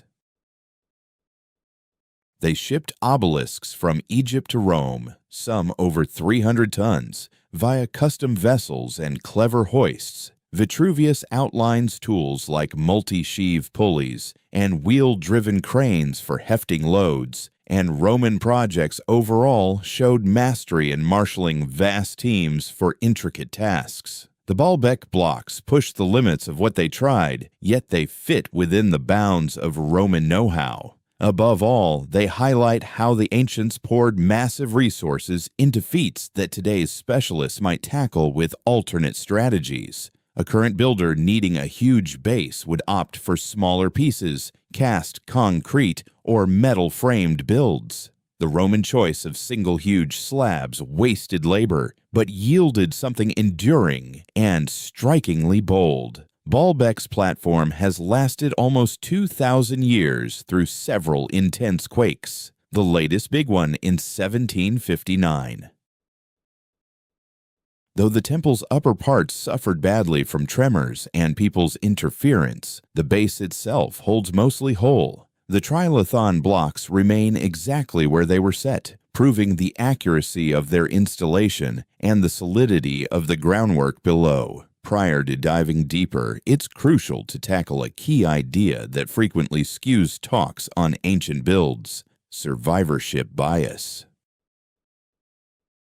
Comparisons between ancient and modern buildings aren't entirely fair. We tend to focus on those ancient edifices that have endured through time. Think of the pyramids, the Pantheon, the Parthenon, the aqueducts, yet we overlook the enormous quantity of ancient builds that collapsed and disappeared entirely. For each Roman bridge enduring 2,000 years, countless others gave way, eroded by floods, or fell into irreparable decay. Behind every standing Egyptian pyramid lie many smaller ones that toppled over. For each Inca wall that withstood the ages, innumerable others succumbed to seismic shifts, intentional destruction, or mere abandonment. Gazing at ancient engineering reveals not a true cross-section of their building prowess, but rather the farthest reaches of success, the rare standouts that aligned perfect materials, methods, sites,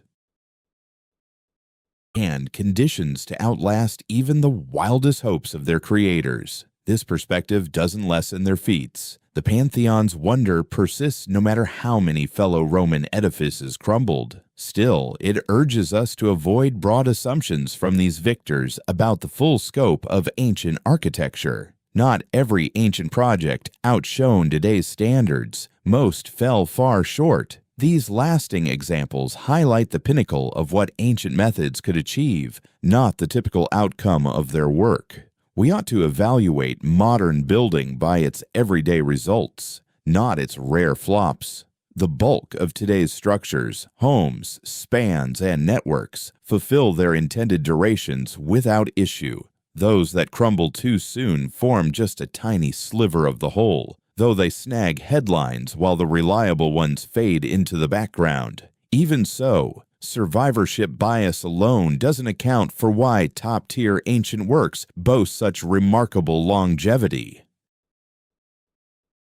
Once we factor in this filtering, marvels like the Pantheon, the Great Pyramid, and the Angie Bridge still showcase resilience that surpasses most contemporary equivalents. Roman concrete's ability to mend itself, Inca stonework's defiance of quakes, and the rust-proof qualities of ancient Indian iron. These stand as verifiable strengths missing from many modern substances. The The fair takeaway strikes a balance. Ancient craftsmen weren't blanket superiors to their modern counterparts. Yet, in targeted scenarios with particular resources and settings, their elite practitioners delivered outcomes we haven't replicated in those niches. Delving into their secrets goes beyond academic interest. It's a wellspring of actionable insights to elevate today's building practices. Now, consider another overlooked facet of ancient ingenuity: blending construction seamlessly into their surroundings. The Nabateans, as we touched on regarding water systems, embodied this philosophy, but they had plenty of company. Worldwide, early engineers favored harmonizing with the landscape, treating its elements and rhythms as allies in design instead of hurdles to bulldoze. The rice terraces in the Philippine Cordilleras, etched into the slopes of Ifugao province around 2,000 years back, offer a stunning case in point. These stepped fields turn sheer inclines into fertile farmland via sturdy stone barriers, water conduits, and overseen woodland catchments overhead that control runoff. Crafting these terraces demanded deep insight into water cycles, earth stability, and environmental balance. The barriers had to hold back waterlogged dirt without buckling, a tough feat that today's engineers tackle via precise assessments of soil forces and outflow needs. The water network ensures steady delivery across levels, adapting to height changes and rain patterns through the seasons. The overlying woods stay vital as their roots anchor the ground and their leaves moderate how fast precipitation soaks into the system. It's all one interconnected web where human craft and nature's ways collaborate. Tip the scales, strip the trees, let a barrier crack, clog a channel, and the cascade of breakdowns can unravel everything. These terraces have held up for about 2,000 years precisely because their makers grasped this mutual reliance, intended every part in tandem. In contrast, current engineering often isolates projects from their ecosystems. We erect barriers to repel water instead of channeling it wisely. We ship in supplies from afar rather than leveraging local bounty. Contemporary engineering often crafts buildings to defy environmental forces instead of harmonizing with them. While this method may seem cost-effective initially, it results in edifices that rely heavily on ongoing upkeep and power sources, prone to dramatic breakdowns if that support falters. In contrast, the time-honored strategy of holistic integration, treating the edifice and its surroundings as a cohesive whole, is gaining traction as an ideal for eco-friendly design. Ideas such as green infrastructure, nature-inspired remedies, and eco-engineering directly borrow from the tactics ancient constructors used.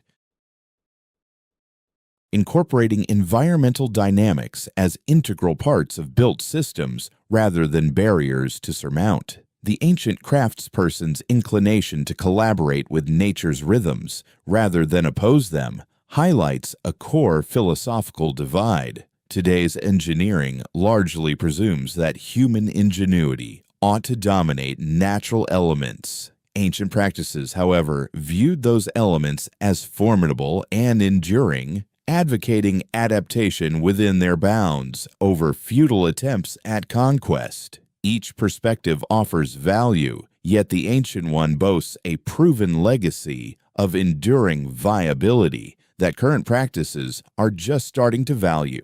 Now consider perhaps the most remarkable relic from antiquity, the Antikythera mechanism, which illustrates how ancient technical prowess likely surpassed what remnants of their architecture imply.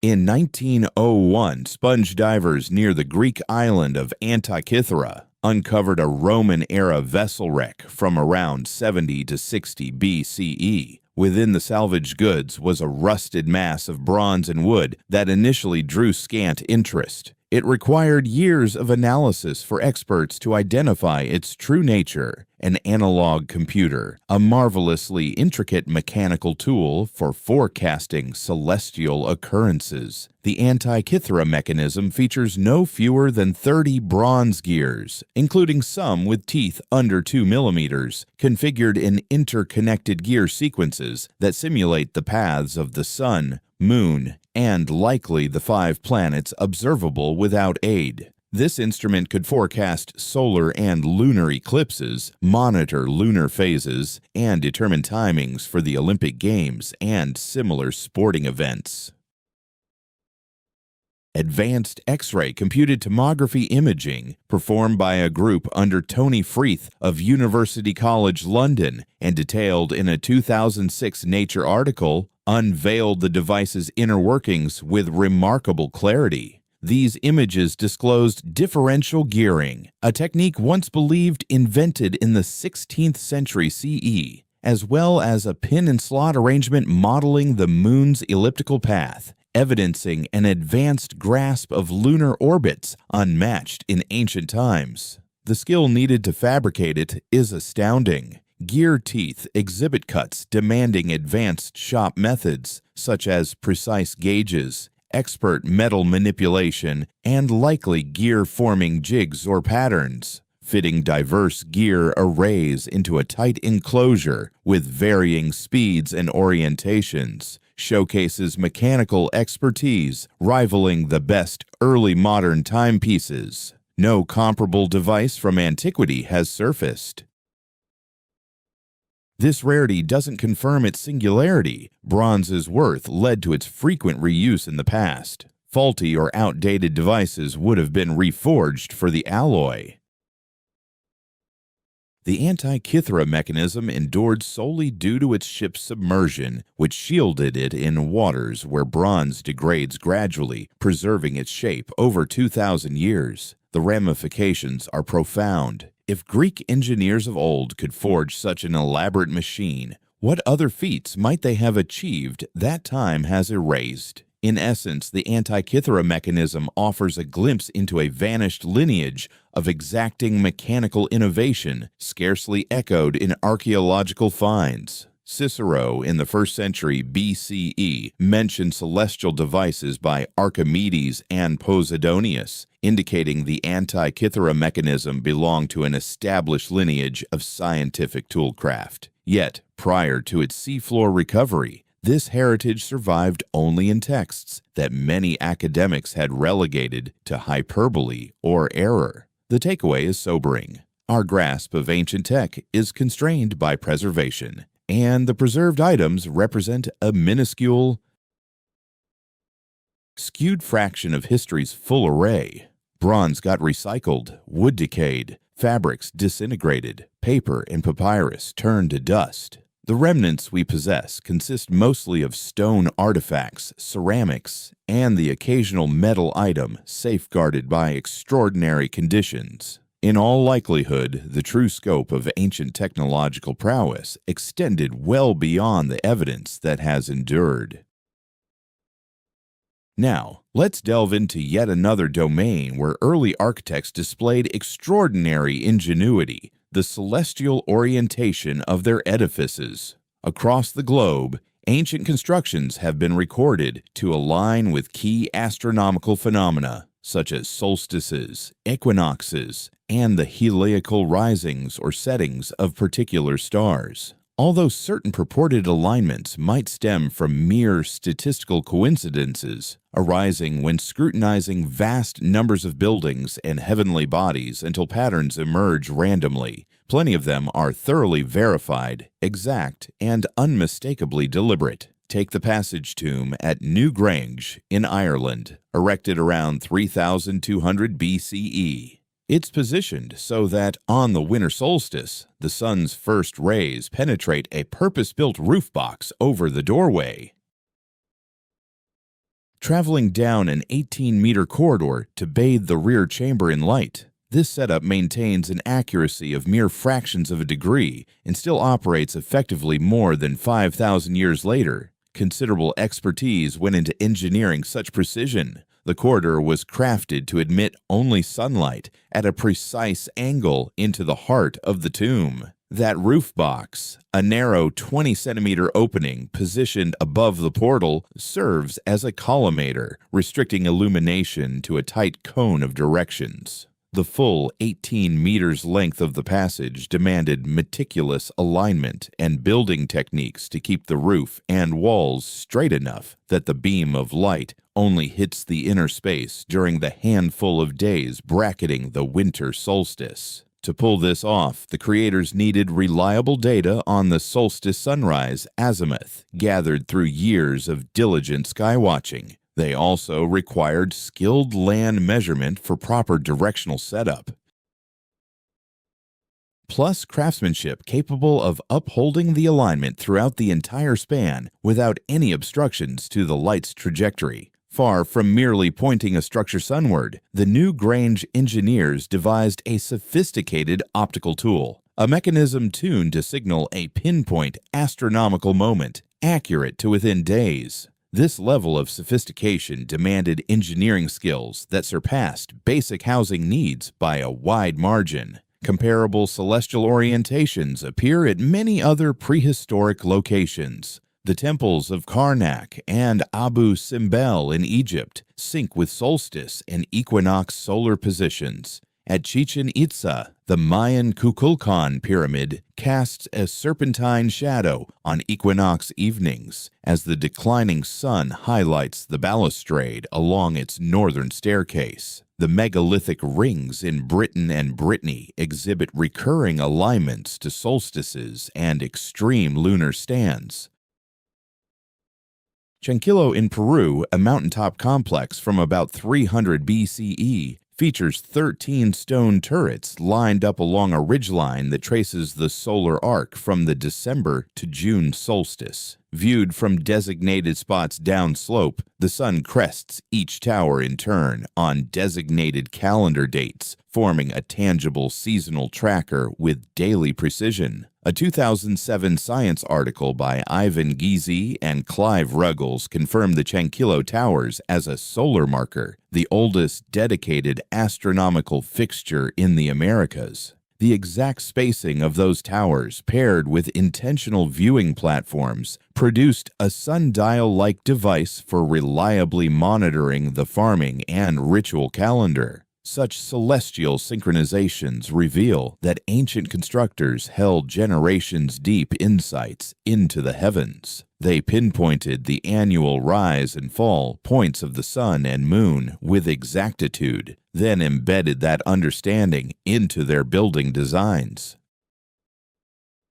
This embodies a methodical, accurate, and foresight-driven approach to studying the skies, one that anticipated astronomy's emergence as a structured field by millennia. Shifting gears, let's examine the Roman aqueduct network, which stands as arguably the pinnacle of ancient massive-scale civil works. At its zenith, Rome relied on 11 principal aqueducts totaling about 500 kilometers, roughly 310 miles. These conduits funneled around 1 million cubic meters of water into the capital each day, equivalent to about 1,000 liters for every resident. That's a per-person volume that rivals today's city water distributions. In fact, several contemporary urban centers in less developed regions supply less water to individuals than Imperial Rome managed 2 millennia back. The aqueduct's design showcased advanced hydraulics. They drew from hillside and mountain springs, conveying the flow to urban users solely via gravity. No mechanical pumps, no machinery driven by power, just the upfront effort of building. These aqueducts followed exact slopes, usually ranging from 1 to 3 meters per kilometer, enough to ensure steady water movement without causing damaging speeds that could erode the channels. The majority of their routes ran underground, enclosed in tunnels hewn from bedrock or assembled using stone and cement. Iconic elevated sections, such as the arched bridges like the Pont de Gare in southern France, only appeared where the waterway needed to span lowlands or gullies. While these viaducts are breathtaking feats, they were far from the norm in the overall network. The Pont de Gare, erected in the 1st century CE,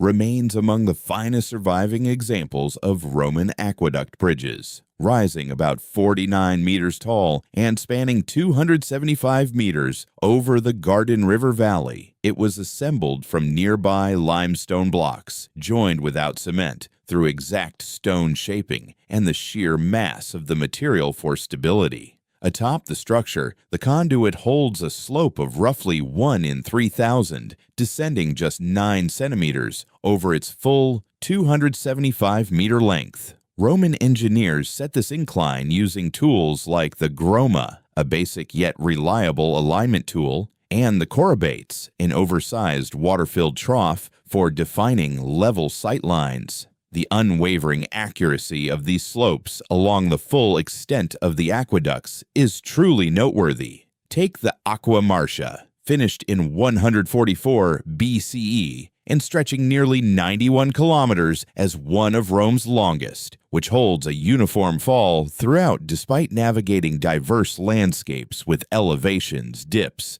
and multiple streams.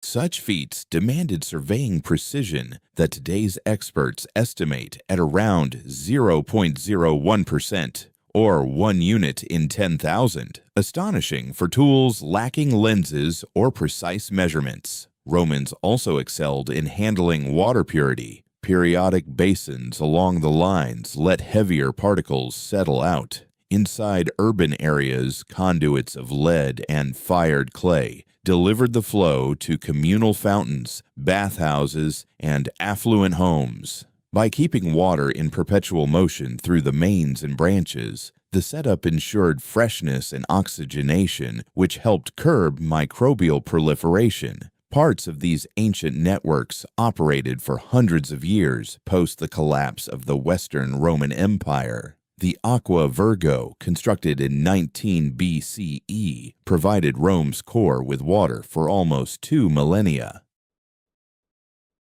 Its contemporary version, the Aqua Vergine, continues to feed the Trevi Fountain and other central sites, tracing much of the original path and incorporating remnants of the ancient build. This enduring quality in Roman hydraulics echoes patterns from their other works: superior components, meticulous assembly, and a mindset that harmonized with nature instead of battling it. Gravity served as the ultimate hands-off power source. Interiors featured watertight opus signinum plaster mixed with ground ceramics for a sleek, impenetrable lining that fended off wear and organic buildup.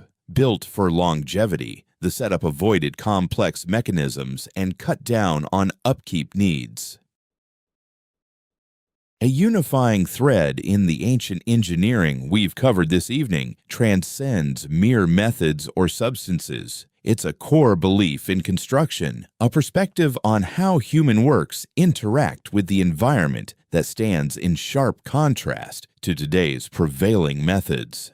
At their peak, ancient creators crafted enduring features of the terrain. They chose lasting elements like rock, baked earthenware, and refined binders. Their designs leveraged environmental dynamics, vaults distributing pressure optimally, barriers subtly tilted against soil forces, runoff controls that guided rather than defied moisture. Vast resources went into groundwork, flattening ground, sourcing rock, perfecting mixes prior to any building. This commitment to endurance often meant lower overall costs across centuries compared to contemporary builds. A doze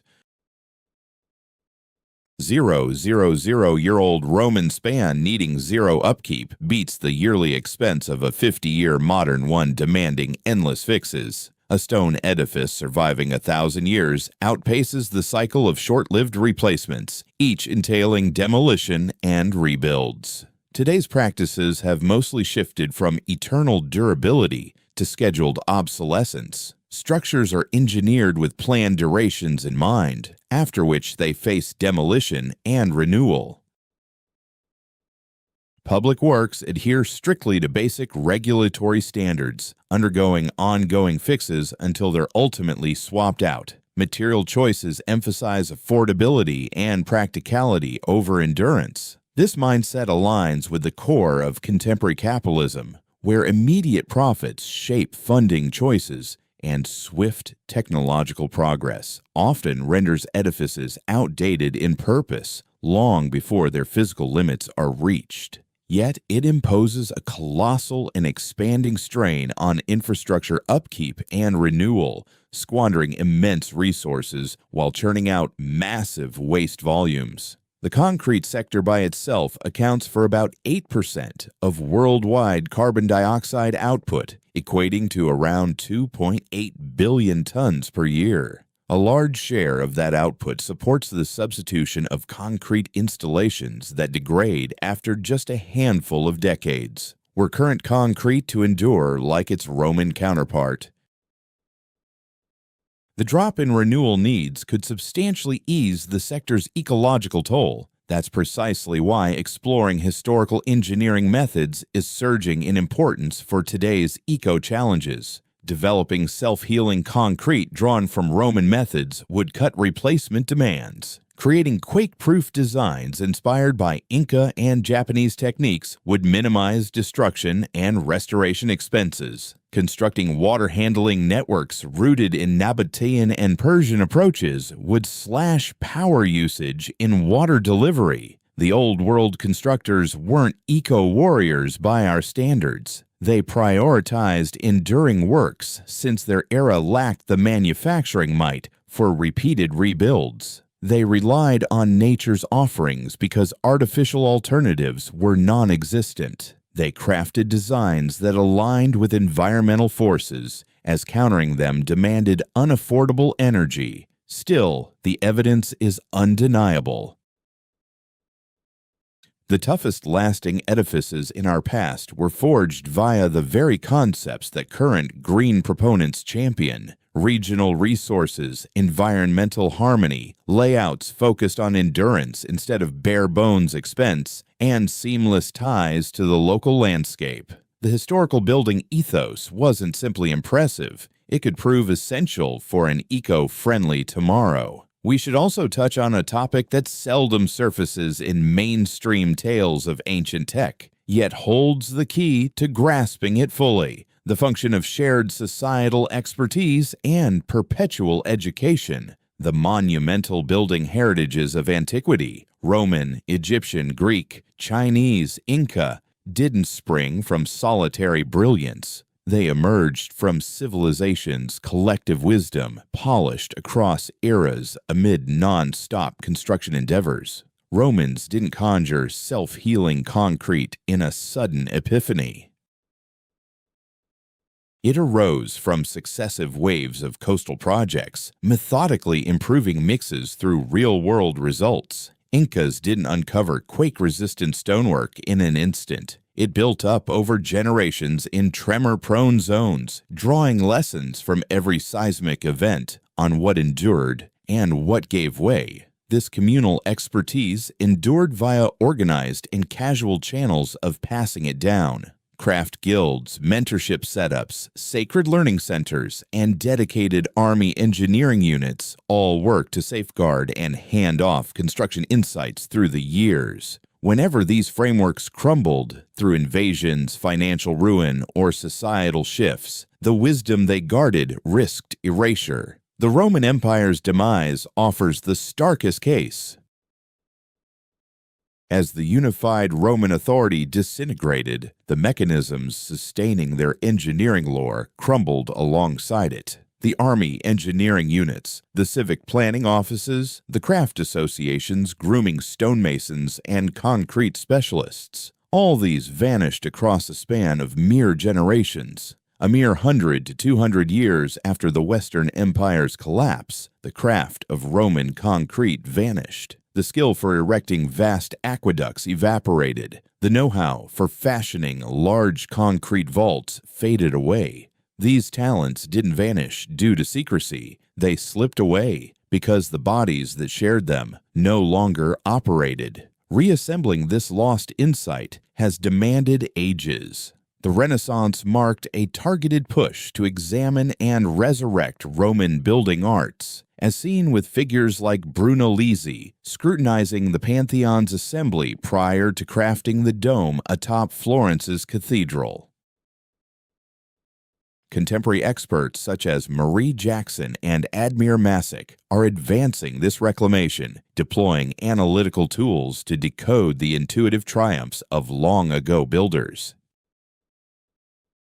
This rhythm of expertise vanishing and resurfacing isn't confined to Rome. Every significant downfall of a civilization has involved the disappearance of vital engineering expertise. The collapse of the Khmer Empire resulted in the neglect of intricate water control systems that supported Angkor. The Spanish invasion of the Inca Empire interrupted their mastery of polygonal stonework. The fading of the Nabatean society caused the erosion of their skills in water handling. In all these instances, the built structures endured far beyond the understanding of their construction methods. The Pantheon remains intact, yet for ages, replicating it was beyond reach. Inca walls continue to withstand seismic shocks, though the methods behind them faded into obscurity. Roman aqueducts kept flowing, but matching their quality in new builds proved impossible. This reality demands reflection. Today's engineering wisdom relies on organizations like universities, professional groups, guilds, building firms, and state bodies, all vulnerable to financial crashes, governmental turmoil, or shortages of resources. Should these pillars crumble, what portion of our technical know-how would persist? How many generations might pass before reclaiming the vanished insights? Ancient constructors forged edifices that surpassed the societies birthing them. Through this, they safeguarded tangible proof of their technical prowess, even as the underlying principles vanished. Structures like the Pantheon, pyramids, and Inca fortifications aren't mere tributes to past triumphs. They serve as archives of engineering wisdom, inscribed in enduring matter, awaiting interpreters equipped with appropriate methods and inquiries to unravel them. That unraveling is in progress now. Advances in materials, scientific inquiry, structural design, and excavation techniques are steadily uncovering the mysteries locked within these relics. Revelations from the restorative qualities of Roman concrete to the quake-resistant designs of Japanese pagodas deepen our grasp of ancient insights and their origins. Progress unfolds gradually, demanding diligence, meticulous examination, and a readiness to honor bygone feats instead of belittling them as relics of a primitive era. Yet the gains promise to be profound. Each deciphered ancient method, adaptable to contemporary needs, equips today's engineers with proven assets, solutions vetted across ages or epochs and validated by time. Consider yet another domain where antique engineering yields tangible advantages for current innovations: biomimicry and materials development drawn from historical builds. The quest for self-repairing concrete, modeled on Roman seafaring mixes, stands out as a prime instance, though hardly the sole pursuit. Scholars across various centers are probing old substances and practices, aiming squarely to craft contemporary materials boasting enhanced traits. At Drexel University, investigators have dissected the makeup of ancient Mayan plaster employed to seal cisterns, channel waterways, and sheathe the exteriors of colossal stone pyramids. Enduring over 1,000 years amid tropical rigors, where today's plasters often falter, this Mayan blend owes its longevity to organic inclusions, namely saps from select tropical tree barks that boost pliability, curb fissures, and bolster waterproofing. This finding spurred trials blending plant-derived elements into modern plasters and mortars. Findings detailed in the Journal of Archaeological Science confirmed that such organics truly elevate lime-based plasters, offering superior fracture resistance and lower moisture uptake over standard recipes. What began as the Mayans' trial and error breakthrough across generations reveals a robust empirical foundation ripe for today's applications. In parallel, experts at the University of Sheffield have probed the resilience of classic lime mortar in Britain's heritage edifices. Their findings indicate that well-mixed lime mortar yields a carbon-neutral or better life cycle versus Portland cement variants. As it sets, lime mortar draws in atmospheric CO2 through carbonation, in part countering emissions from its creation. Across its extended durability, this uptake can match or surpass production-related carbon outputs. Portland cement, however, demands high carbon manufacturing and recaptures little during use, substituting it with lime mortar in scenarios tolerating the former's modest strength could slash the building sector's emissions while yielding tougher outcomes. Examining old methods for handling water has yielded comparable real-world advantages. In dry areas of the Middle East and North Africa, specialists are bringing back and modifying the age-old Kanut methods to deliver water to areas where contemporary pumping setups prove too costly or demanding in terms of energy upkeep. Over in Oman, the historic Falaj system, a type of the cat, continues to supply agricultural areas with water via setups that, in certain instances, date back more than 1,500 years. In Iran, a national initiative has poured resources into repairing and preserving the nation's surviving Kanut networks. Authorities acknowledge that these time-honored gravity-based water sources offer greater sustainability and toughness compared to today's pumped options. A Kanut demands no power, no fuel, no machinery at all. It delivers a steady stream of groundwater that's naturally purified at a steady temperature ideal for both consumption and farming. After the initial build, its running expenses drop to virtually nothing. Contemporary professionals involved in Kanut revival and updates are merging classic building methods with cutting-edge mapping and earth science evaluations. Tools like GPS and ground-penetrating radar help pinpoint and chart out current Kanuts. Earth science assessments pinpoint optimal spots for fresh builds. Yet the core design, the subtle downhill passage that accesses an underground reservoir and transports water via natural flow, stays true to its roots from antiquity. Blending these timeless ideas with today's instruments might embody the most effective way to draw lessons from past engineering feats. The aim isn't to ditch current tech and replicate ancient ways exactly. Rather, it's about grasping the fundamentals that ensured longevity in old constructions and integrating them with what we can achieve now. From all we've discussed this evening, a larger insight emerges concerning progress itself. We often see advancement as a straight path. Each era surpasses the prior one in knowledge. Tech advances without pause, and the now always outshines yesterday. Yet engineering's past reveals a far more nuanced tale. In concrete, quantifiable aspects, some ancient innovations surpassed their current counterparts. Roman concrete endures better than Portland cement in saltwater settings. Inca stonework withstands quakes more effectively than numerous present-day methods.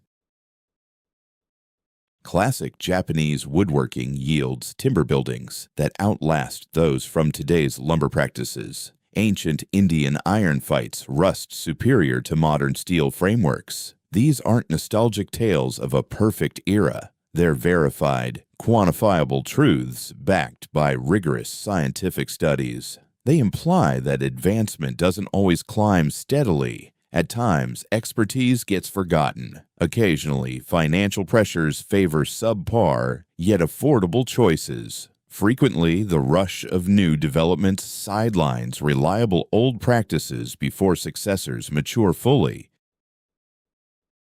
Ancient creators possessed strengths that today's constructors have largely set aside. They enjoyed ample time, spanning decades or lifetimes, for one project, enabling ongoing refinements and real-world adjustments. They benefited from shared wisdom via craft guilds and mentor-student lineages that passed down subtle insights built over ages. Their motivations aligned with makers embedded in the locales they built for, holding direct interest in enduring quality. And they embraced a mindset of lastingness, valuing future reliability above immediate expense. Today's constructors bring their own strengths: advanced math simulations, data-driven reviews, lab-created substances tailored for precise traits, and automated building processes that yield quicker, grander outcomes than any pre-modern approach. Such edges are genuine and vital. Our current society relies on them utterly.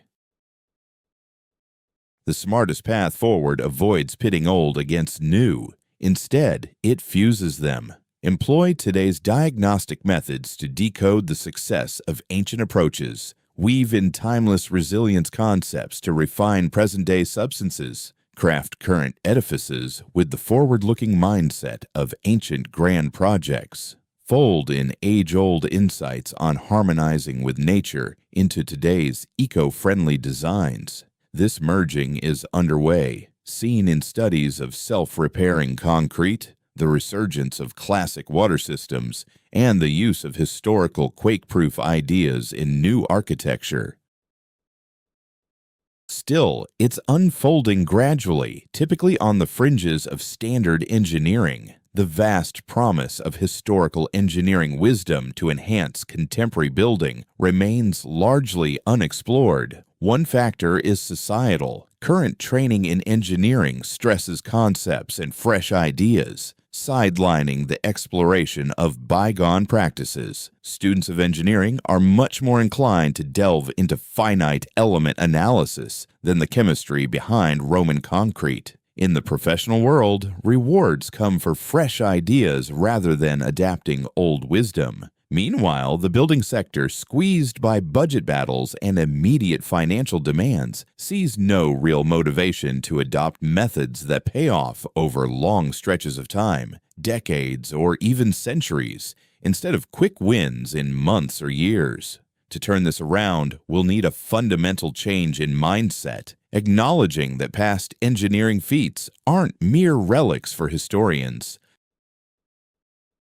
but wellsprings of useful insights. Those ancient constructors weren't basic. They were skilled experts in an alternative approach to engineering, favoring hands-on observation instead of abstract models, longevity over haste, and harmony with the environment rather than subduing it. Their accomplishments merit more than awe. They call for in-depth examination. Allow me to offer one last case that sums up all we've covered this evening. The Hagia Sophia in Istanbul, constructed in a mere 5 years from 532 to 537 CE, under the guidance of mathematicians Anthemius of Tralles and Isidorus of Miletus, stood as the world's grandest cathedral for almost a millennium.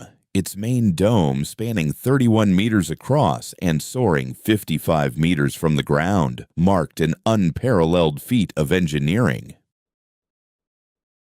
No comparable dome appeared again for 900 years, until Brunelleschi finished the one atop Florence's cathedral in 1436. And Brunelleschi deliberately examined the Hagia Sophia and the Pantheon prior to crafting his design. The Hagia Sophia's construction was bold, stretching the boundaries of what could be done with the era's materials and understanding. The initial dome gave way partially in 558 CE, only 21 years after finishing, amid a string of earthquakes. It got reconstructed with a sharper angle, which handled sideways shakes from quakes more effectively. That revised dome has held strong for more than 1,400 years, weathering countless further tremors, shifts from church to mosque to museum and back to mosque, plus the wear from hordes of tourists. The Hagia, Sophia's creators grasped a key aspect of earthquake-resistant design that today's experts have verified.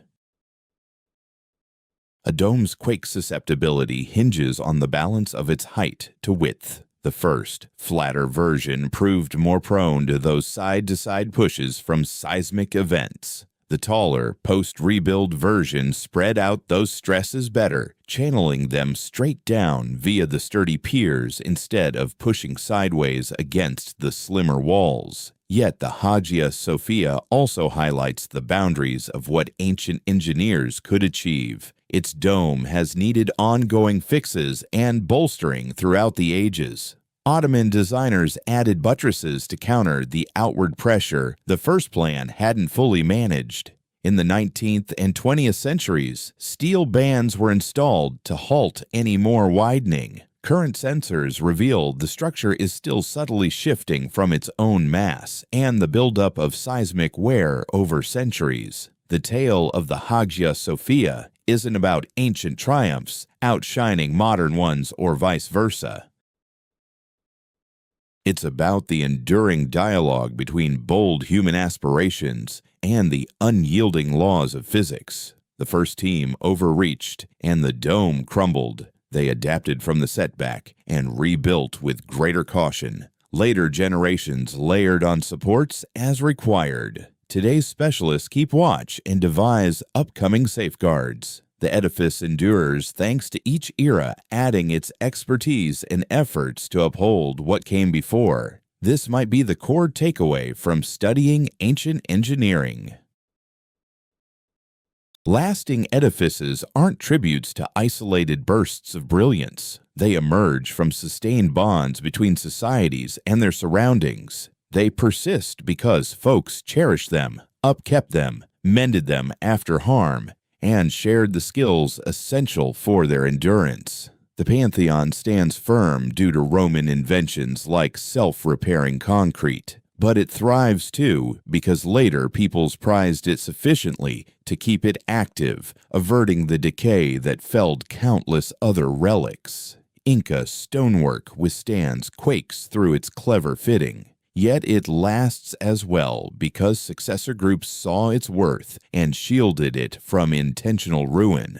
Technical know-how by itself doesn't safeguard buildings. Dedication from the culture does. Top-tier ancient engineering was always woven into a wider societal fabric that prized endurance, honored skilled labor, and sustained the systems for handing down expertise through time.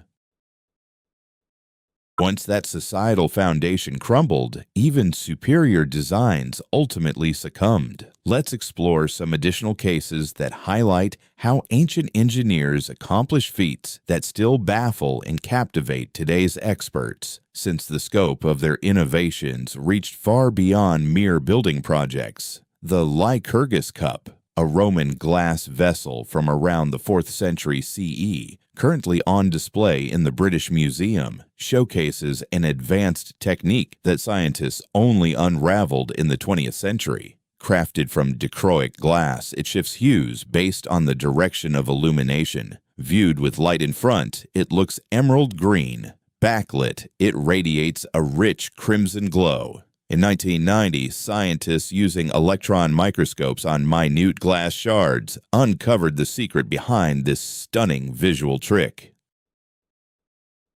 Embedded within the material are nanoparticles of gold and silver, each about 70 nanometers across, around 1,000 times thinner than a human hair strand. Scattered evenly through the glass, these tiny particles interact with light to create the shifting colors via a process known as surface plasmon resonance. Light hitting the nanoparticles causes electron vibrations on their surfaces, which soak up and redirect various light wavelengths differently, depending on reflection or transmission. This qualifies as genuine nanotechnology, engineering matter at the nanoscale for targeted performance traits. The Roman artisans behind the Lycurgus Cup handled these particles some 1,600 years before nanotechnology entered the lexicon. They likely grasped none of the underlying physics.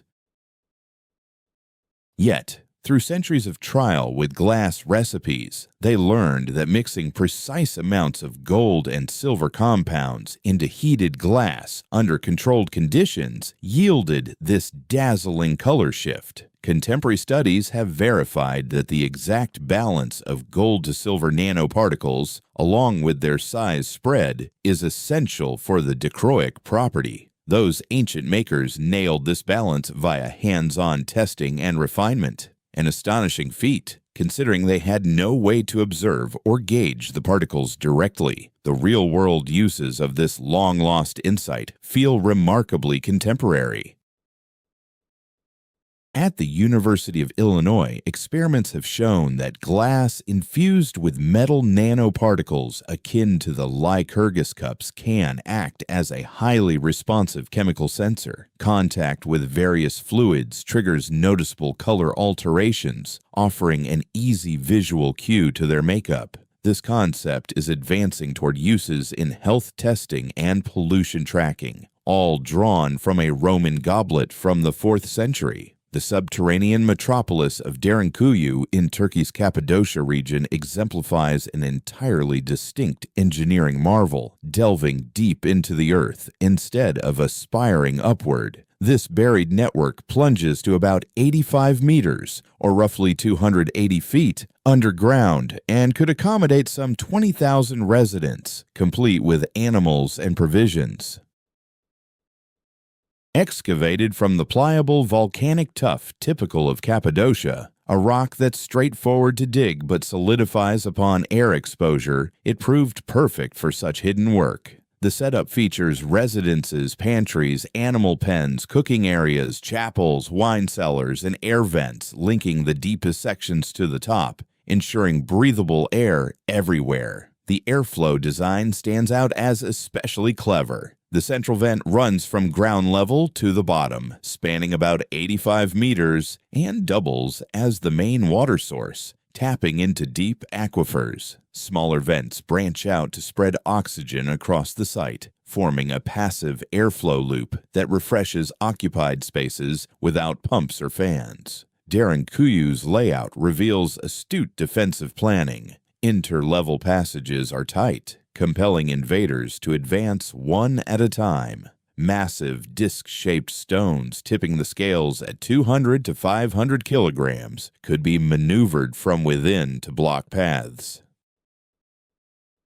Operable solely from inside, they rendered the refuge nearly invincible when shut. The site also had setups to route water to chosen floors and hoard grains and supplies for prolonged stays below ground. Pinpointing when Derinkuyu was built poses difficulties, as the volcanic tuff yields few samples suitable for radiocarbon analysis. The settlement was undoubtedly active in the Byzantine era, acting as a sanctuary against Arab invasions, and certain experts believe the initial digging could trace back to the Phrygian period, roughly 800 to 700 BCE, or possibly before that. Regardless of its exact origins, the engineering stands out as a remarkable feat in subterranean building, forming a complete urban area hidden entirely underground. Ancient Indian metalworking offers another instance of advanced techniques that contemporary science is just starting to grasp. The zinc extraction method invented in Zawar, Rajasthan, circa the 12th century CE, marked a breakthrough Europe didn't replicate until the 1700s. Zinc liquefies at 419 degrees Celsius, yet evaporates at 907 degrees Celsius. Reducing zinc oxide to pure metal demands about 1,000 degrees Celsius, which poses a key challenge. By the point the ore turns to metal, the zinc has already turned to gas. To trap this vapor and turn it back into liquid requires a unique approach known as downward distillation, where the fumes are chilled and gathered beneath the heating area. Zawar's ancient metalworkers overcame this by designing a retort oven using upside-down sealed clay pipes filled with zinc ore, fitted with collectors at the bottom. The vapors from the chemical reduction travel down into those collectors, solidifying into molten metal. Digs at Zawar have revealed thousands of these pipes, plus vast piles of waste residue, proving substantial zinc output on a grand scale. Europe only figured this out on its own in 1746, when Andreas Sigismund Marggraf showed off zinc processing in Berlin, some 500 years after India's experts had nailed the method. What's especially noteworthy about the Indian innovation is how it defied intuition. Metal gases typically ascend, so the instinct would be to capture them overhead, not underneath. Their fix demanded a bold shift in thinking, blending hands-on trials with inventive solutions. The ancient Mesopotamian cell discovered close to Baghdad from around the 1st century CE sparks comparable debates on early electrochemical knowledge. Dubbed the Baghdad battery, it's a pottery pot holding a copper tube that encases an iron prong with traces of a sour liquid like vinegar or fruit juice as the medium. Modern recreations filled with acid yield about 1 to 2 volts. Debate persists on whether it truly functioned as a power source. A few scholars think it aided electroplating, depositing a fine coat of metal onto another via electric flow. Some posit medical uses, like gentle shocks akin to those from electric eels in old healing practices. Others claim it was just a container, and the electric traits happen by chance. Crucially, no matter the goal, the Baghdad device shows that the stuff and setups for generating current existed back then. If employed for plating, it signals a real-world use of electrochemistry, almost 1,800 years ahead of Alessandro Volta's 1800 invention of the modern battery.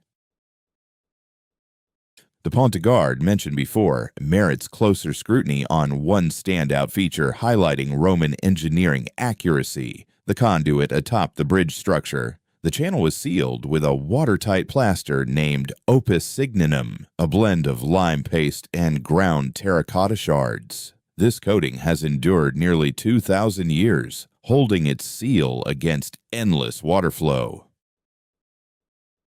Today's studies of opus signinum explain its durability. The terracotta bits interact with the lime via a pozzolanic reaction, much like in Roman sea concretes, yielding calcium silicate hydrates and calcium aluminate hydrates that outlast standard lime mixes in wet conditions. The range of shard sizes matters too. Blending coarse and fine grains forms a tight, low-porosity barrier that blocks moisture better than evenly sized mortars. The Romans lacked tools for grain analysis or pozzolanic insights, yet through ages of trial and adjustment, they crafted a recipe that current materials experts deem nearly ideal for waterproof lime mortar. As before, steady watching and methodical tweaks achieved outcomes that match scientific ideas we can now describe precisely. One final example of ancient ingenuity calls for our notice before we call it a night,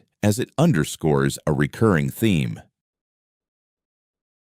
The knack ancient constructors had for tackling tough challenges via watchful monitoring and gradual tweaks, instead of relying on abstract theories. The terraced farming practiced by the Nabateans at Avdat in Israel's Negev desert showcases a water collection setup so effective that today's farm experts have analyzed it and even mimicked parts of it. In an area getting under 100 millimeters of rain each year, well short of what standard farming deems necessary for growing anything, the Nabateans managed to cultivate crops. Their method involved building intricate networks of ditches, barriers, and steps that gathered overland flow from a collection zone vastly bigger than the planted fields. At Avdat, the catchment to farmland ratio hovered around 20 to 1.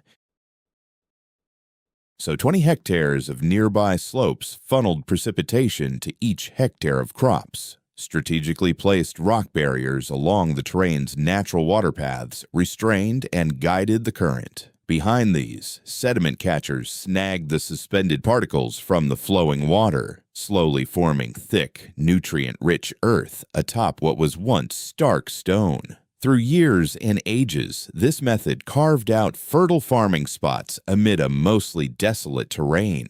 During the 1950s and 1960s, Israeli AG researchers under Michael Ivanari from Hebrew University delved deeply into the Nabotian methods at Avdat and nearby spots.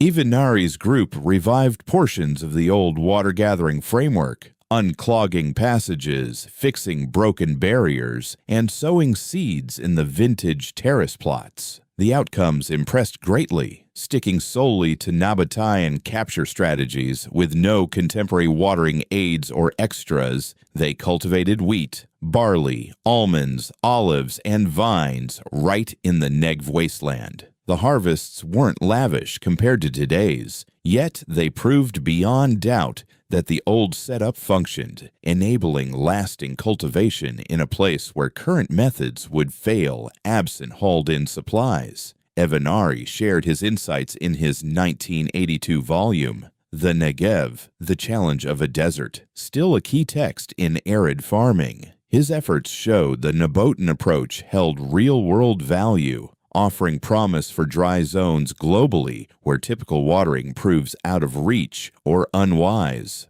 The wider takeaway from Avdat, alongside all the cases we've covered this evening, lies in how top-tier ancient engineering embodied profound harmony with the environment. The Nabateans avoided hauling in water from afar or drawing from underground reserves. Instead, they crafted a setup to seize and employ whatever the environment offered, squandering none, and sustaining itself via the rhythms of precipitation and soil buildup. In the truest way, it endured forever without exhausting supplies.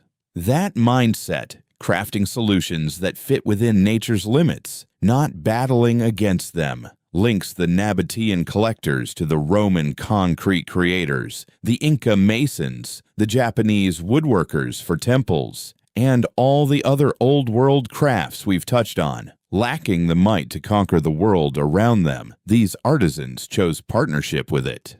And their handiwork from that alliance has endured far beyond our more forceful yet hasty contemporary efforts by spans of thousands of years. As you drift off this evening, picture those artisans not as distant icons from the past, but as flesh and blood individuals. Folks toiling on rickety platforms under Rome's scorching rays, blending ash from volcanoes with salt water and lime. Workers scaling the granite pits at Aswan, hammering with dolerite tools to form stones that endure 4,500 years on. Laborers perched on Andean inclines, rubbing rock on rock till the seam repelled even a knife's edge. They lacked formal credentials, digital simulations, metal supports, or machines. What they possessed were capable hands, keen sight, steadfastness, and wisdom handed down across eras from mentors to learners in shops and amid constructions. Errors happened, vaults caved, barriers toppled, spans eroded away, but each setback taught them, sharpening their skills for the next go. The enduring monuments we admire now embody the pooled insights from innumerable stumbles and fixes, the pure core of ages spent observing intently and pushing forward relentlessly. We gaze at the Pantheon and perceive a structure. They viewed it as the pinnacle of ages of advancements in concrete, the resolution to numerous queries on blending ratios, drying processes, and weight-bearing that earlier generations had posed and resolved over years of testing. When we gaze upon the Grand Pyramid, we perceive an old landmark. To them, it embodied the fix for challenges in supply chains, land measurement, rock shaping, and workforce coordination honed across successive pyramid projects, every endeavor drawing from the insights of what came before. We admire the Inca stone walls for their striking craftsmanship, They regarded them as the newest evolution in a stonemasonry heritage refined over hundreds of years. Every tremor imparting fresh lessons to the craftspeople on fortifying their barriers against future shakes.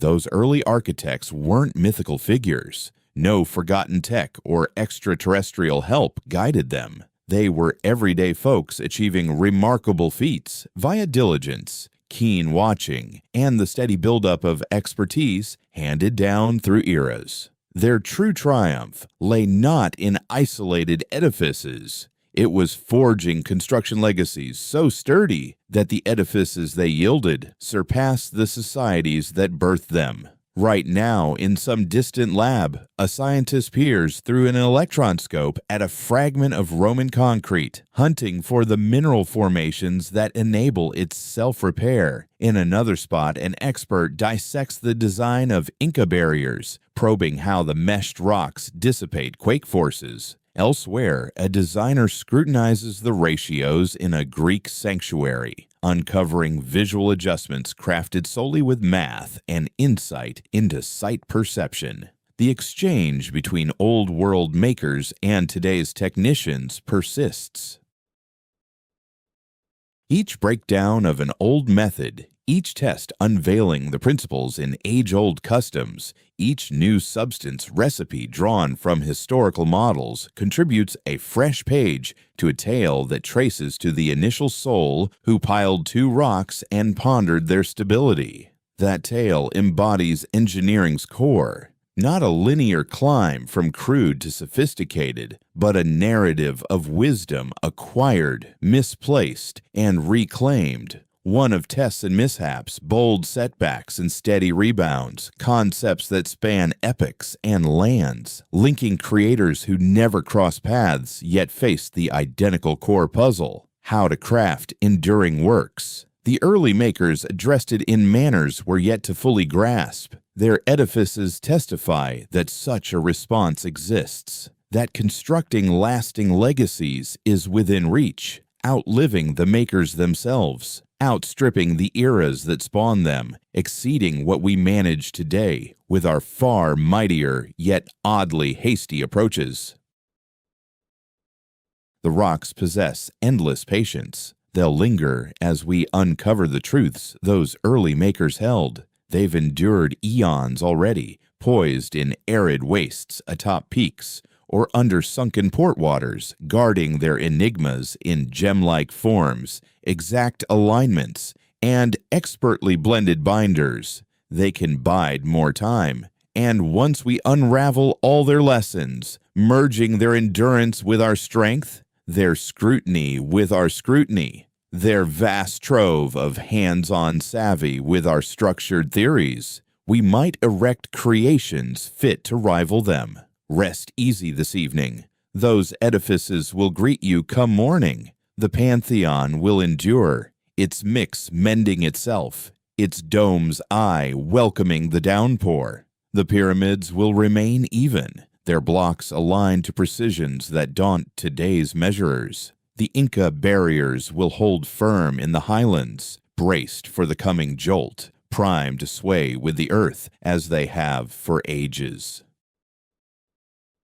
And in a lab, archive, or amid a shrouded construction scaffold, a seeker will labor to unravel their mysteries, to extract the craft knowledge locked in rock, paste, and wood, to draw wisdom from artisans long gone by millennia, whose legacies still whisper to those willing to heed. From where do you tune in this night? Tokyo's first light, London's midday, Chicago's night. We span the globe's clocks, yet bound by these timeless relics dotting the planet, each a dispatch from creators intent on transcending their days. And they've eclipsed them by millennia, still imparting, still astonishing, still underscoring that humanity's finest feats arose from mere rock implements, ash from volcanoes, and a relentless drive for precision. Those early makers nailed it. Their works affirm it daily.